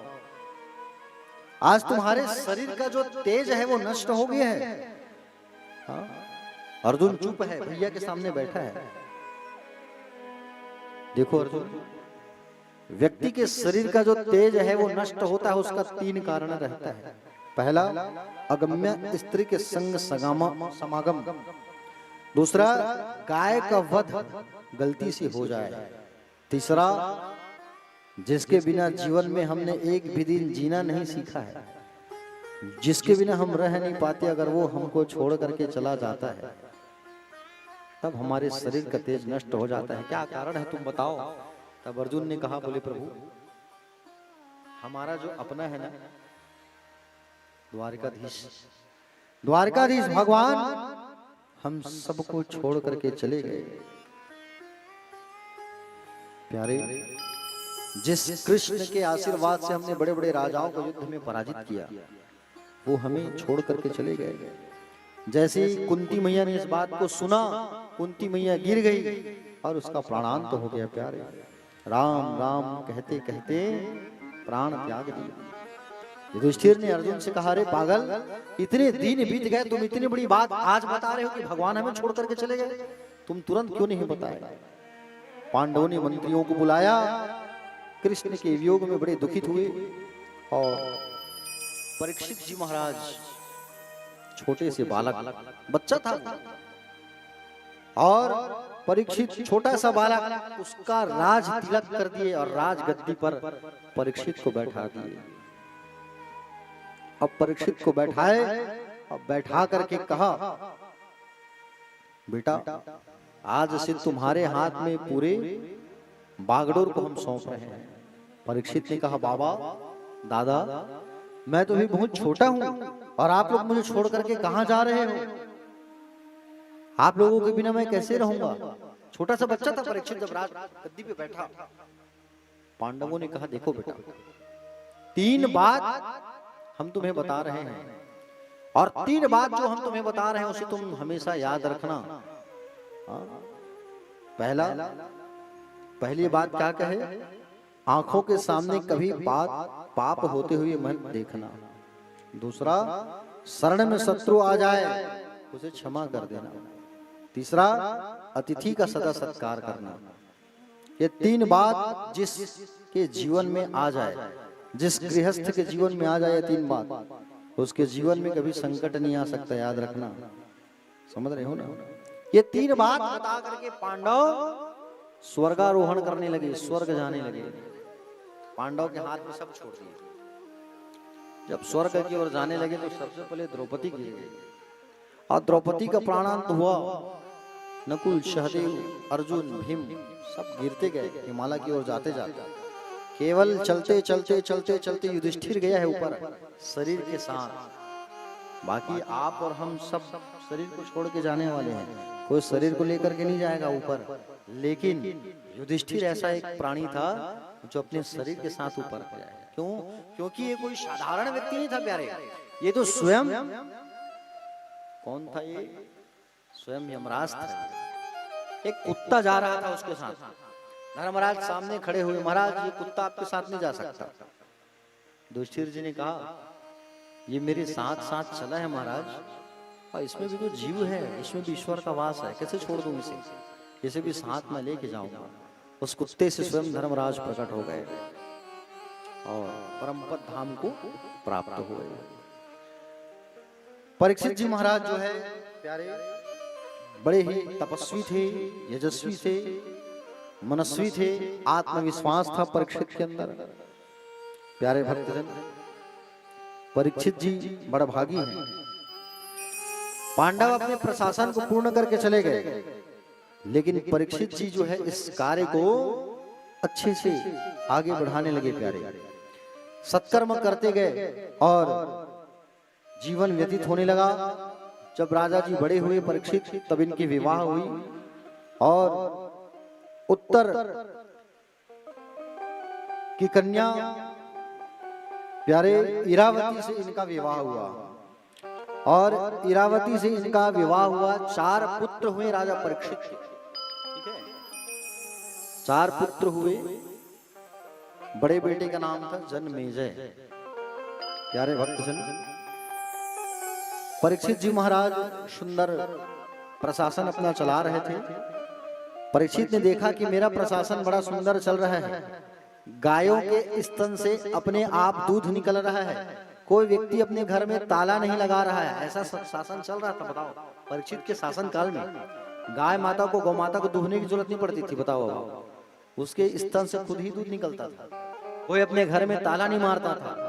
ऐसा शासन, सुंदर प्रशासन चल रहा था। राजा ने सोचा मेरा पुत्र जन्मेजय अब तो बड़ा हो गया है, राजपाट संभाल लेगा, अब मुझे सत्संग करने की तैयारी करना चाहिए, ऊपर जाने की तैयारी करना चाहिए। ऐसा कहा करके राजा सत्संग करने लगा, संकीर्तन में जाने लगा, साधुओं के पास जाने लगा, संतों के आश्रम जा करके सेवा करने लगा। अपने स्वरूप को, रूप को बदल बदल के, परीक्षित कोई पहचाने मत मुझे, ऐसा।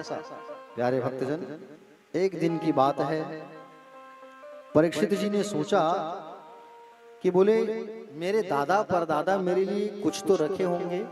ऐसा कहा करके जहां पर धन रखते हैं ना, कोषालय, वहां पर जा करके महाराज परीक्षित ने देखा एक बड़ा पुराना पेटी रखा हुआ था, संदूक।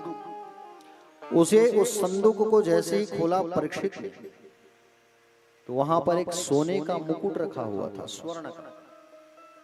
स्वर्ण का चमकता हुआ मुकुट। परीक्षित जी उसे उठा लिए और पहन लिए। अब पहन करके राजा परीक्षित कहां चले गए? शिकार करने चले गए, आखेट करने चले गए। और आखेट करने जब चले गए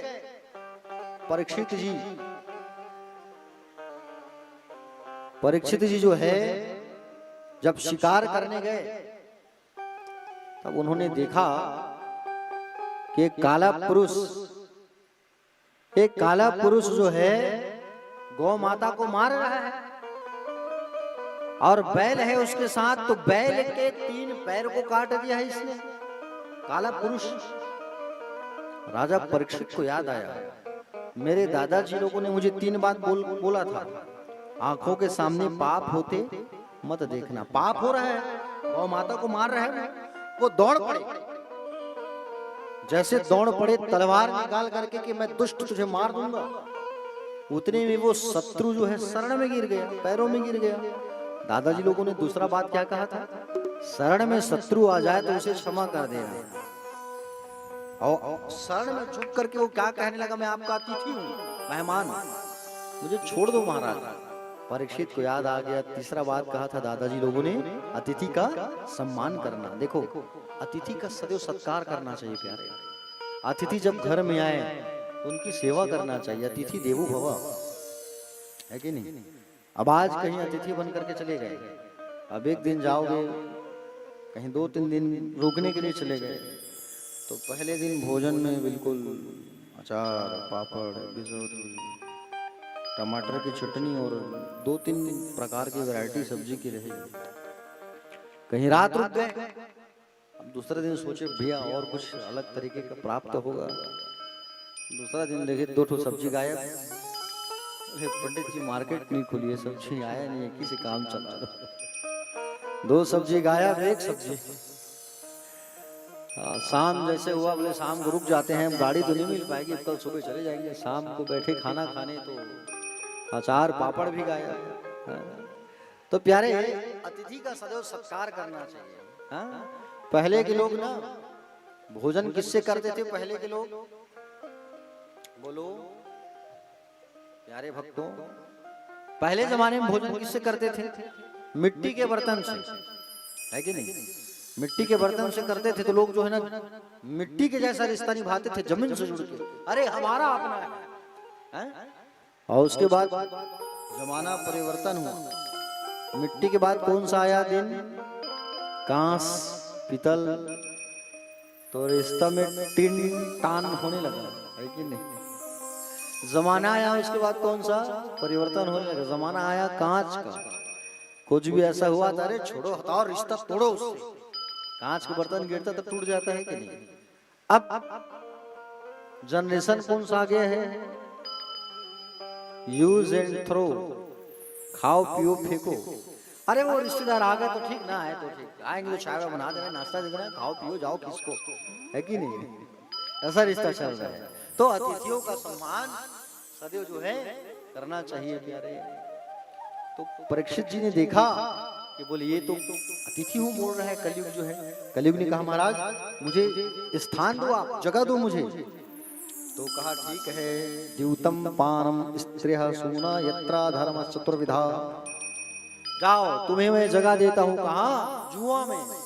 जो व्यक्ति जुआ खेलेगा उसके पास तुम्हारा वास होगा। दूसरा स्थान दिया है कहा? हिंसा में, बुराई में। इसलिए निंदा नहीं करना चाहिए, बुराई नहीं करना चाहिए। अक्सर ठंड का दिन आ गया, माताएं जो है, माताओं का काम होता है दरवाजे में बैठ गए या छत में बैठ गए, सब्जियां तोड़ने लगे, और सब्जी तोड़ते तोड़ते बुराई चलने लगी। अरे देखो सामने वाले लोगों को देखो, दिवाली में नई कार आई है, अरे उसके यहाँ देखो ना उनकी श्रीमती को, बोले अभी तो नया हार पहनी थी, चेंज कर डाली लगता है। अरे उनको देखो हमारे वो सामने वाले पटवा जी लोगों को, हाँ 3 मंजिल मकान बना लिए। आप सब्जी तोड़ते तोड़ते निंदा कर रहे हो तो वो निंदा घुस गया सब्जी में, और सब्जी को पकाए, पका के जैसी परोसे सब खाए तो निंदा भी सबके अंदर घुस गया। अब सब निंदा करने लगे, है? इसलिए निंदा नहीं करना चाहिए। तो हिंसा में स्थान मिला कलयुग को। तीसरा स्थान कहाँ दिया गया? मदिरालय में, शराब में। इसलिए शराब नहीं पीना चाहिए, कलयुग का वास हो जाता है। चौथा स्थान दिया कहाँ?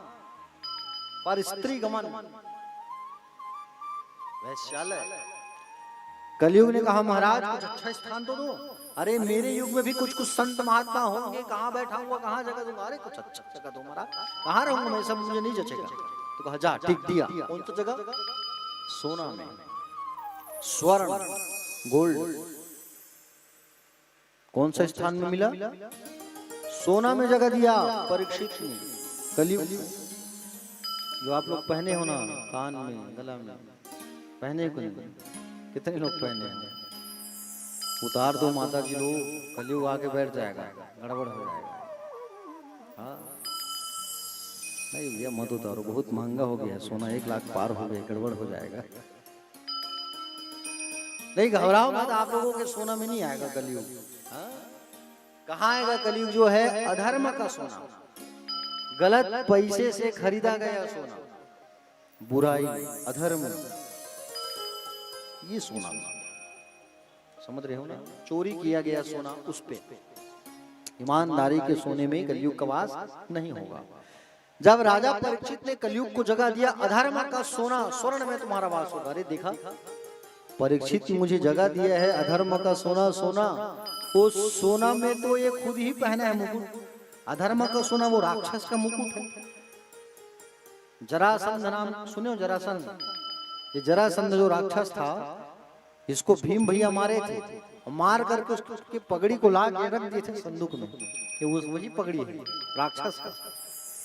कलयुग ने देखा कि ये तो अधर्मी का मुकुट है, उस मुकुट में जा करके कलयुग बैठ गया। बुद्धि जो है इसकी उल्टी हो गई परीक्षित की।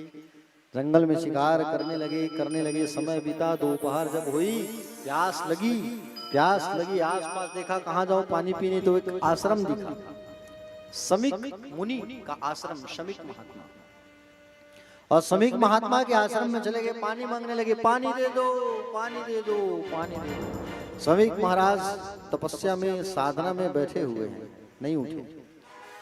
परीक्षित ने देखा मैं इतना बड़ा राजा आया हूं, अब मुझे पानी नहीं दे रहा है ये। गुस्से में आ करके वहां पर एक मरा हुआ सांप पड़ा था प्यारे। उस मरे हुए सांप को उठाया और सांप को उठा करके समीक के गले में डाल दिया। परीक्षित जी ने मरे हुए सांप को उठा के ऋषि के गले में माला बना के पहना दिया। चले गए वहां से। महल जब पधारे, मुकुट को जब उतारे तो उनको आभास हो गया कि मेरे हाथ से कुछ गलत काम हुआ है आज। उधर एक चेला जो है जाके श्रृंगी ऋषि को बता दिया, महाराज आपके पिता के गले में मरे हुए सांप को माला बना के पहना दिया परीक्षित ने। अच्छा, इतना दुस्साहस किया उस परीक्षित ने। मेरे आदरणीय सज्जन सीधे साधे मेरे पिता महात्मा के गले में मरे हुए सांप को डाला है। जल उठाया और जल उठा करके तुरंत श्रृंगी ने श्राप दे दिया कि जा रे राजा परीक्षित, तूने जिस सांप को मेरे पिता के गले में डाला है उसी वंश का सांपों का राजा तक्षक नाम का सर्प आएगा। आज से ठीक 7 दिन में आके तुझे डसेगा और ठीक 7वें दिन में तेरी मृत्यु हो जाएगी। जा, 7वें दिन में तू मर जाएगा। श्राप दे दिया। दौड़ के आ गए पिता के पास। पिता के पास आए, सांप को निकाल के फेंका, पिता के चरणों में लेट गए, पिता के चरणों में बैठ करके रोने लगे, हे पिता आपका आज अपमान हो गया पिताजी। रोने लगे परीक्षित जी, रोने लगे श्रृंगी महात्मा। पिताजी उठे और पिताजी उठे पूछे, बेटा क्या हो गया, क्यों रो रहे हो तुम, क्या कारण है, क्या हो गया, क्यों रो रहे हो पिताजी, बताओ बेटा क्यों रो रहे हो बताओ। पिताजी ने जैसे पूछा तब श्रृंगी ने बताया, पिताजी अरे आपके गले में मरे हुए सांप को परीक्षित ने डाल दिया था, आपका अपमान हुआ तो मैं कैसे ना रोऊं। याद रखना, तुम्हारे माता पिता और तुम्हारे गुरु का जहां अपमान होगा वहां अगर तुम सामर्थ्यवान हो तो जवाब देना, और जहां माता पिता गुरु का अपमान हो रहा है उस जगह में मत खड़े रहना, उस बुराई को अपमान को मत सुनना, नहीं तो तुम घोर नरक में जाओगे। याद रखना, जीवन में कभी भी माँ बाप का अपमान मत सुनना, गुरु का अपमान मत सुनना। श्रृंगी जो है रोने लगा। पिताजी उठाए, बेटा चुप हो जा, पिताजी आपके गले में मरे हुए सांप को डाला उस परीक्षित ने, मैंने श्राप दे दिया उसे, इस 7वें दिन में तेरी मृत्यु हो जाएगी। समीक महाराज ने कहा, बेटा ये तुमने क्या कर दिया, उतने बड़े दयालु धर्मात्मा राजा को तुमने श्राप दे दिया। ओहो, तुम्हें ऐसा नहीं करना था बेटा, तुमने कितना गलत कर दिया उसे, तुम्हें श्राप नहीं देना था। अरे दयालु है वो राजा, हो गया उससे गलती धोखे से, उन्हें पता है कि नहीं। जाओ गौरभाट दौड़ के जाओ, एक शिष्य को भेजा, जाके बताओ उस महान राजा को, बेचारा मरने वाला है, कुछ उपाय कर लेगा वो। जाओ। गौरभाट नाम का चेला गया, जाके परीक्षित को बताया, राजा श्रृंगी ऋषि ने आपको श्राप दिया है, 7वें दिन में आप मर जाओगे महाराज, आप कुछ उपाय कर लेना, यही बताने आया हूं। परीक्षित की आंख से आंसू, किस लिए आंसू आया, क्योंकि वो मरने वाला है इसलिए ना, वो मरने वाला है इसलिए आंसू नहीं आया उसकी आंख में, इसलिए आंसू आया है उसकी आंख में क्योंकि उसके हाथ से आज एक संत का अपमान हो गया, एक संत का अपमान हो गया, निरादर हो गया, इसलिए दुखी है वो, मरने के कारण दुखी नहीं है प्यारे। और परीक्षित ने तुरंत अपने वस्त्र उतार दिया, वनवासी वेशभूषा धारण कर लिया, अपने बेटे को राजगद्दी पर बैठा दिया, जन्मेजय को, बेटा तुम बैठो इस राजगद्दी पर, राजगद्दी पर बैठा दिया उन्हें और राजा घोषित कर दिया, और राजपाट उनके हाथ में सौंप करके परीक्षित जी जो है कहां चले आए, गंगा नदी के किनारे चले आए। मरने के समय लोग गंगा का सहारा लेते हैं, गंगा जल पिलाया जाता है। गंगा के किनारे आ गए परीक्षित, हाथ जोड़ करके भगवान की शरण में है प्यारे, हाथ जोड़ करके बैठे हुए हैं। हे प्रभु, गर्भ में आप गए थे मेरी रक्षा करने के लिए, आज 7वें दिन में मेरी मृत्यु है, आप आकर के मेरी रक्षा करो, मुझे मेरा मार्ग प्रशस्त करो और मुझे मार्ग दिखाओ प्रभु। तुरंत हाथ जोड़ करके बैठ गए प्यारे। बड़े बड़े संत महात्मा पहुंच गया परीक्षित के पास, मरने वाला है, चलो चलो। 25,000 संत, जो संतों का चिंतक है, धर्म पारायण, प्रजा के जो रक्षक हैं, आज वो जाने वाले हैं, चलो। प्यारे भक्तजन, परीक्षित जी हाथ जोड़ करके बैठे हैं। हे प्रभु, हम आपकी शरण में हैं प्रभु, हमें ज्ञान की बातें बताने के लिए आ जाओ, मेरी मृत्यु होने वाली है, जीवन को सुधार लूं, कुछ कर लूं, आप आओ। ऐसा कह करके हाथ जोड़ करके निवेदन करने लगे, हाथ जोड़ करके प्रार्थना करने लगे, भगवान को बुलाने लगे। हे भगवान, आओ आओ आओ, आप कहाँ बैठे हो? भगवान के ध्यान में मगन हो गए महाराज परीक्षित जो है। परीक्षित जी कहने लगे, परीक्षित जी क्या कहने लगे? मैं हूं शरण में तेरी, संसार के रचैया, मैं हूँ शरण में तेरी, संसार के रचैया, कसती मेरी लगा दो,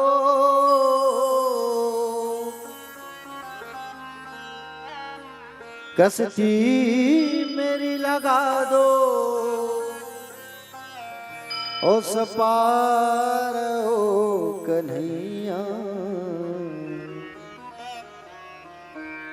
मैं हूँ शरण में तेरी, संसार के रचैया, मैं हूँ शरण में तेरी, संसार के रचैया, कसती मेरी लगा दो,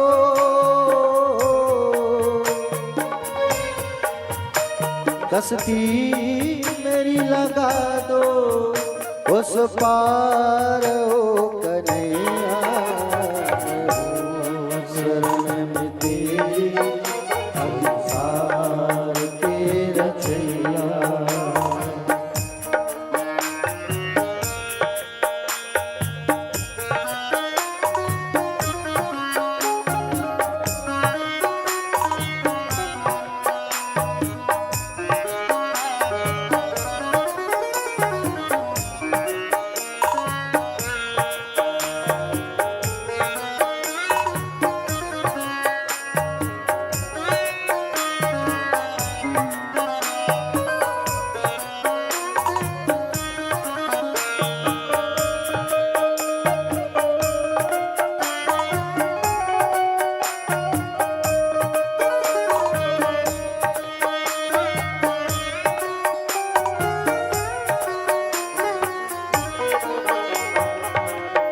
मेरी अरदास सुन लीजिए, प्रभु शुद्ध ध्यान कर लीजिए, प्रभु अरदास सुन लीजिए,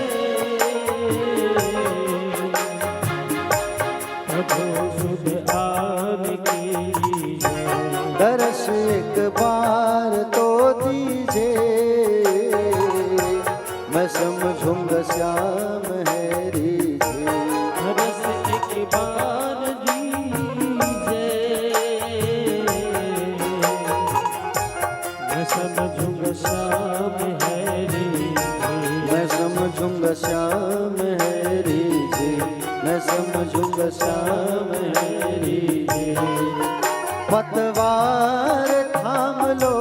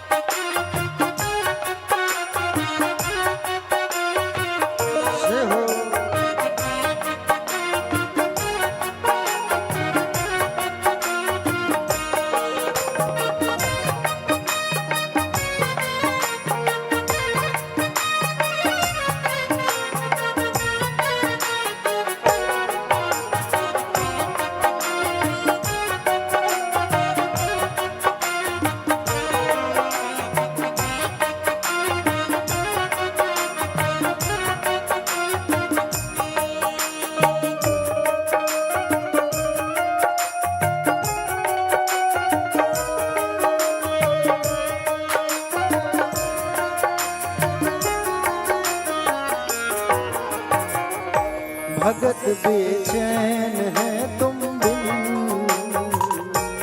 अंधेरी रैन है तुम बिन,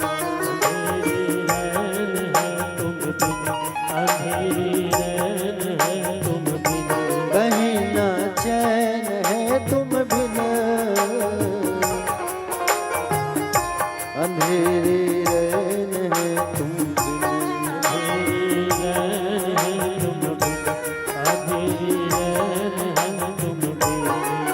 है उदास देखो तुम बिन, है उदास देखो तुम बिन, गोपी ग्वाल गैया, मैं हूँ शरण तेरी संसार के रचैया, मैं हूँ शरण तेरी संसार के रचैया।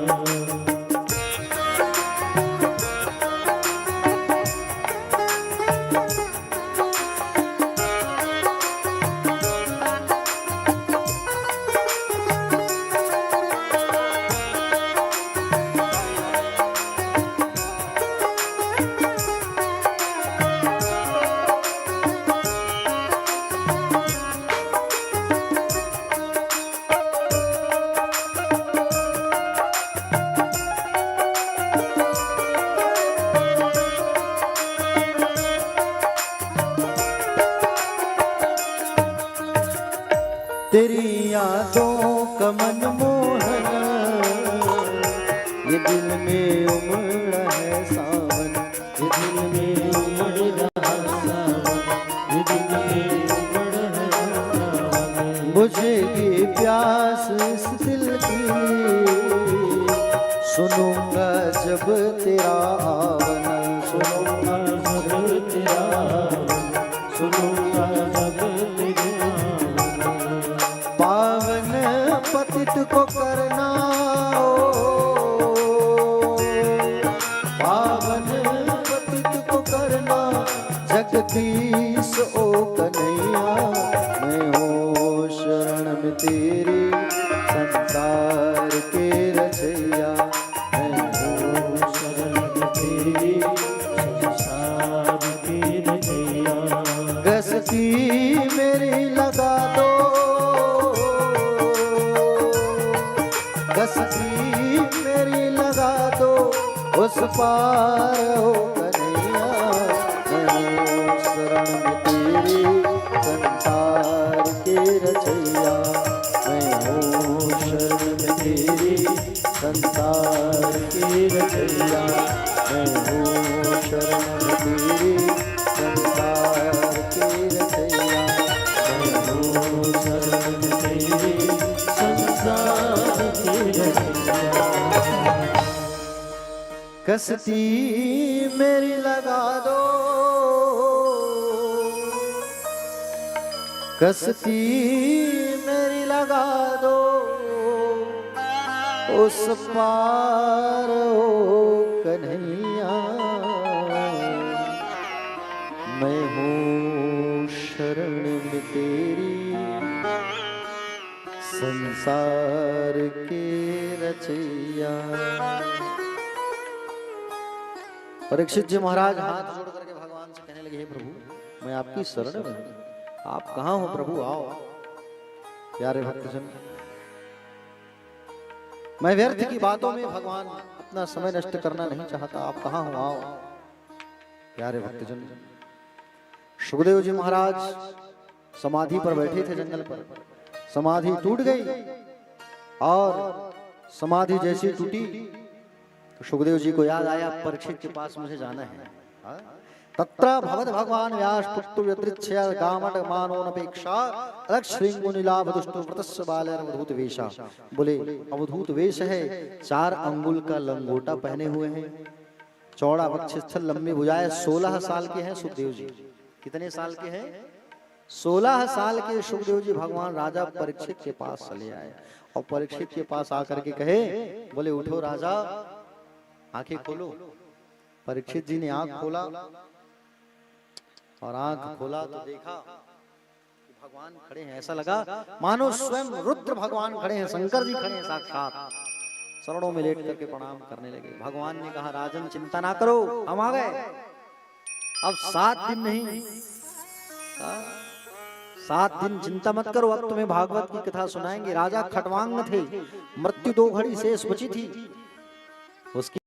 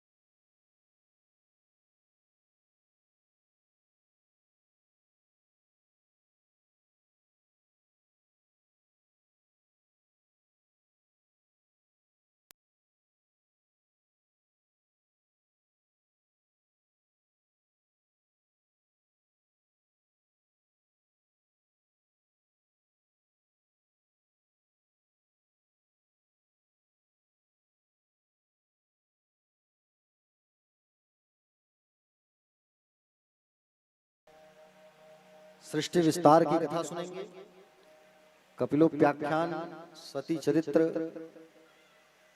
और शिव विवाह का आनंद लेंगे।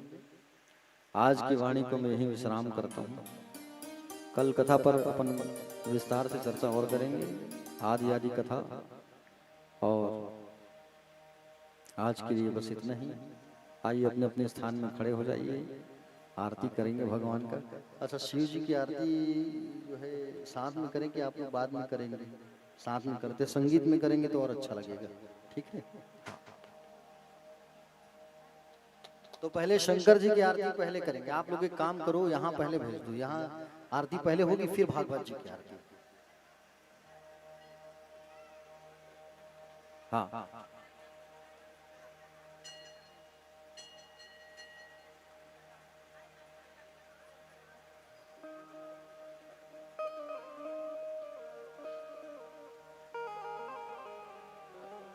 चलिए आरती की पूर्ण तैयारी कर लेंगे और जो मुख्य परीक्षित जन हैं ऊपर आकर आरती करेंगे। केवल परीक्षित जी और उनके यहाँ की जो माता जी हैं, मैया जी पहले वहाँ शिव जी में आरती करना है, वहाँ चले आइए सभी आरती पर अपने स्थान पर खड़े हो जाएंगे। आरती फिर भागवत जी की आरती। दिव्य इस आरती को पावन चरित्र रसपान कर संपूर्ण फल प्राप्त करे।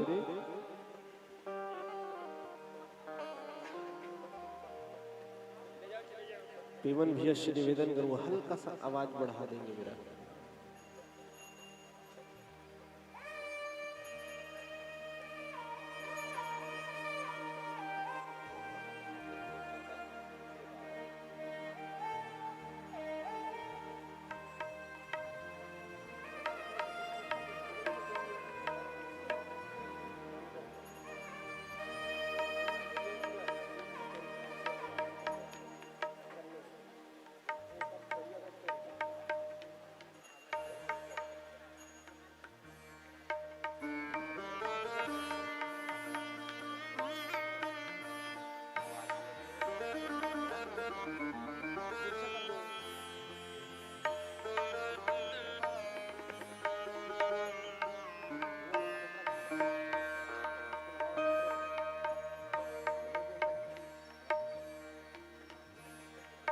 बोलिए सोमेश्वर महादेव भगवान की जय।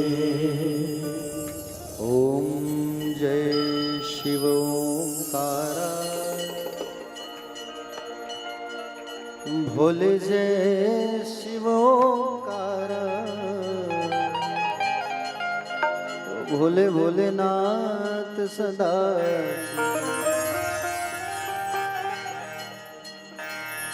अर्धांगी धारा। ओम हर हर हर महादेव। ओम जय शिव ओंकारा, भोले जय शिव ओंकारा,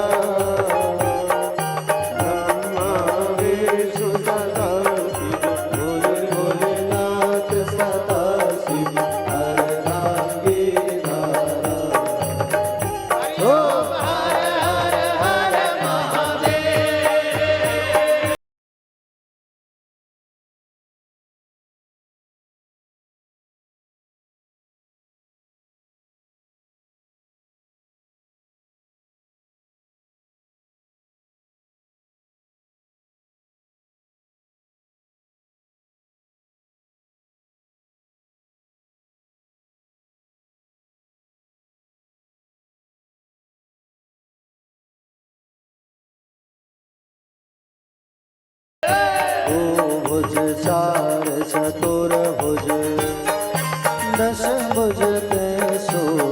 ओ भोले दस भुज अति सोहे तीनों रूप निरखता शिव जी को रूप निरखता त्रिभुवन जन मोहे हरि ओम हर हर हर महादेव अक्षमाला वनमाला मुंडमाला धारी ओ भोले रुद्रमाला धारी चंदन मृग मद सोहे चंदन मृग मद सोहे भोले शुभकारी ओम हर हर हर महादेव श्वेतांबर पीतांबर बागांबर अंगे ओ भोले बाघांबर अंगे सनकादिक ब्रह्मादिक कनकादिक ब्रह्मादिक भूतादिक संगे हरि ओम हर हर महादेव हर के मध्य कमंडल छत्र त्रिशूल धरता बाबा डमरू त्रिशूल धरता जग करता जग हरता सुख करता दुख हरता जग पालन करता हरि ओम हर हर हर महादेव ब्रह्मा विष्णु सदा शिव जानत अविवेका भोले जानत अविवेका प्रणवाक्षर के मध्य ओम अक्षर के मध्य यह तीनों एका ओम हर हर हर महादेव काशी विश्वनाथ जी विराज नंदे ब्रह्मचारी भोले नंदे ब्रह्मचारी नित उठ दर्शन पावत महिमा अति भारी हरि ओम हर हर महादेव त्रिगुण स्वामी जी की आरती जो कोई जन गावे भोले शोभन गावे कहत शिवानंद स्वामी वांछित फल पावे हरि ओम हर हर महादेव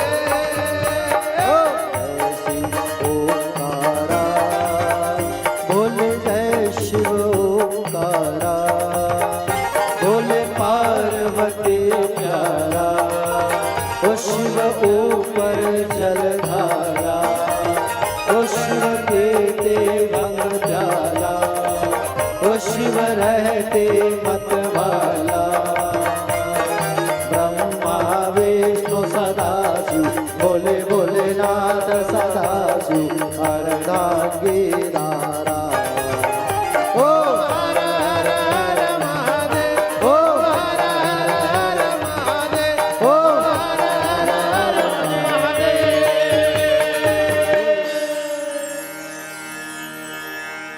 आ जाइए भागवत जी के सामने आ जाइए मैया भागवत जी की आरती होगी फिर कपूर चलाइएगा कपूर जी की आरती होगी कपूर की आरती होगी आराम से कूलर चल रही है ऊपर आएंगे सम्राट जी हाँ ऊपर आ जाइए मैया ऊपर आ जाइए चढ़ते बनेगा हाथ पकड़ लीजिए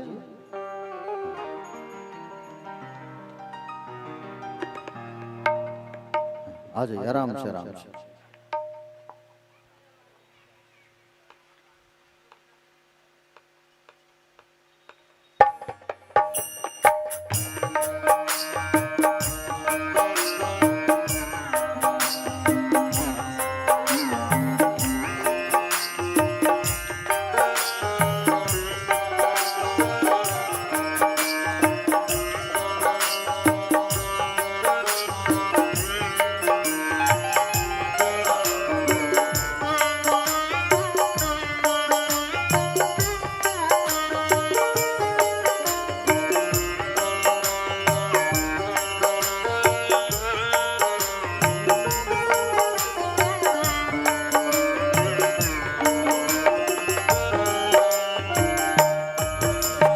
भागवत भगवान की है आरती, पापियों को पाप से है तारती। श्रीमद् भागवत भगवान की है आरती, ओ आरती, पापियों को पाप से तारती। ये अमर ग्रंथ ये मुक्ति पंथ ये पंचम वेद निराला, नव ज्योति जगाने वाला। ये अमर ग्रंथ ये मुक्ति पंथ ये पंचम वेद निराला, नव ज्योति जगाने वाला। ये अमर ग्रंथ ये मुक्ति पंथ ये पंचम वेद निराला, नव ज्योति जगाने वाला। ये अमर ग्रंथ ये मुक्ति पंथ ये पंचम वेद निराला, नव ज्योति जगाने वाला। हरि नाम यही हरि नाम यही, ओ हरि नाम यही हरि नाम यही, हरि नाम यही हरि नाम यही, हरि नाम यही हरि नाम यही। जग के मंगल की आरती, पापियों को पाप से है तारती। श्रीमद् भागवत भगवान की है आरती, ओ आरती, पापियों को पाप से है तारती।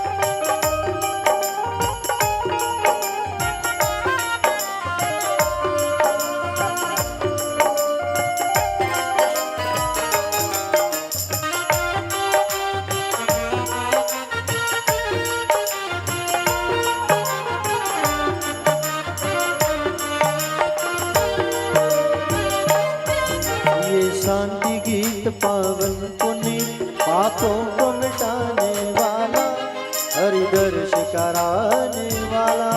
ये शांति की पावन पुनीत पापों को मिटाने वाला, हरिदर्श कराने वाला। ये शांति गीत पावन पुनीत पापों को मिटाने वाला, हरि दर्श कराने वाला। ये शांति की पावन पुनीत पापों को मिटाने वाला, हरिदर्श कराने वाला।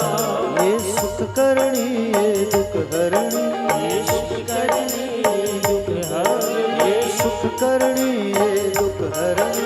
ये सुख करनी ये दुख हरनी। श्री मधुसूदन की आरती, पापियों को पाप से है तारती। श्रीमद् भागवत भगवान की है आरती, ओ आरती, पापियों को पाप से है आरती।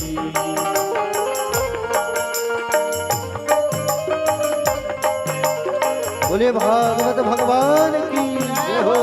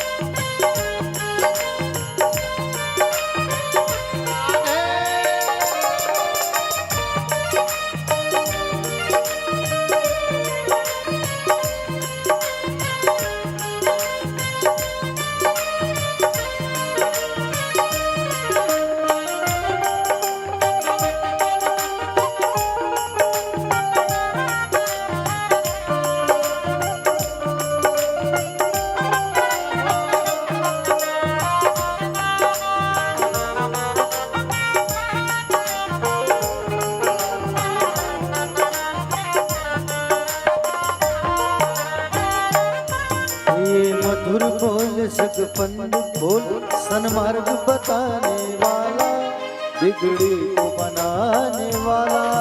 हे मधुर बोल जगपंथ बोल सन्मार्ग बताने वाला, बिगड़ी को बनाने वाला। ये मधुर बोल जगपंद बोल सन्मार्ग बताने वाला, बिगड़ी को बनाने वाला। हे मधुर बोल जगपंथ बोल सन्मार्ग बताने वाला, बिगड़ी को बनाने वाला।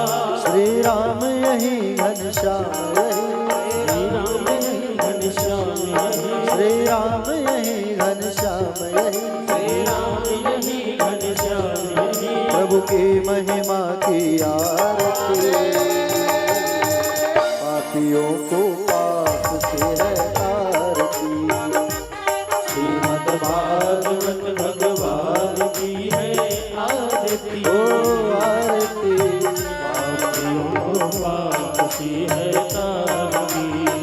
पापियों को पाप से है आरती, पापियों को पाप से है आरती, पापियों को पाप से है आरती, पापियों को पाप से है आरती।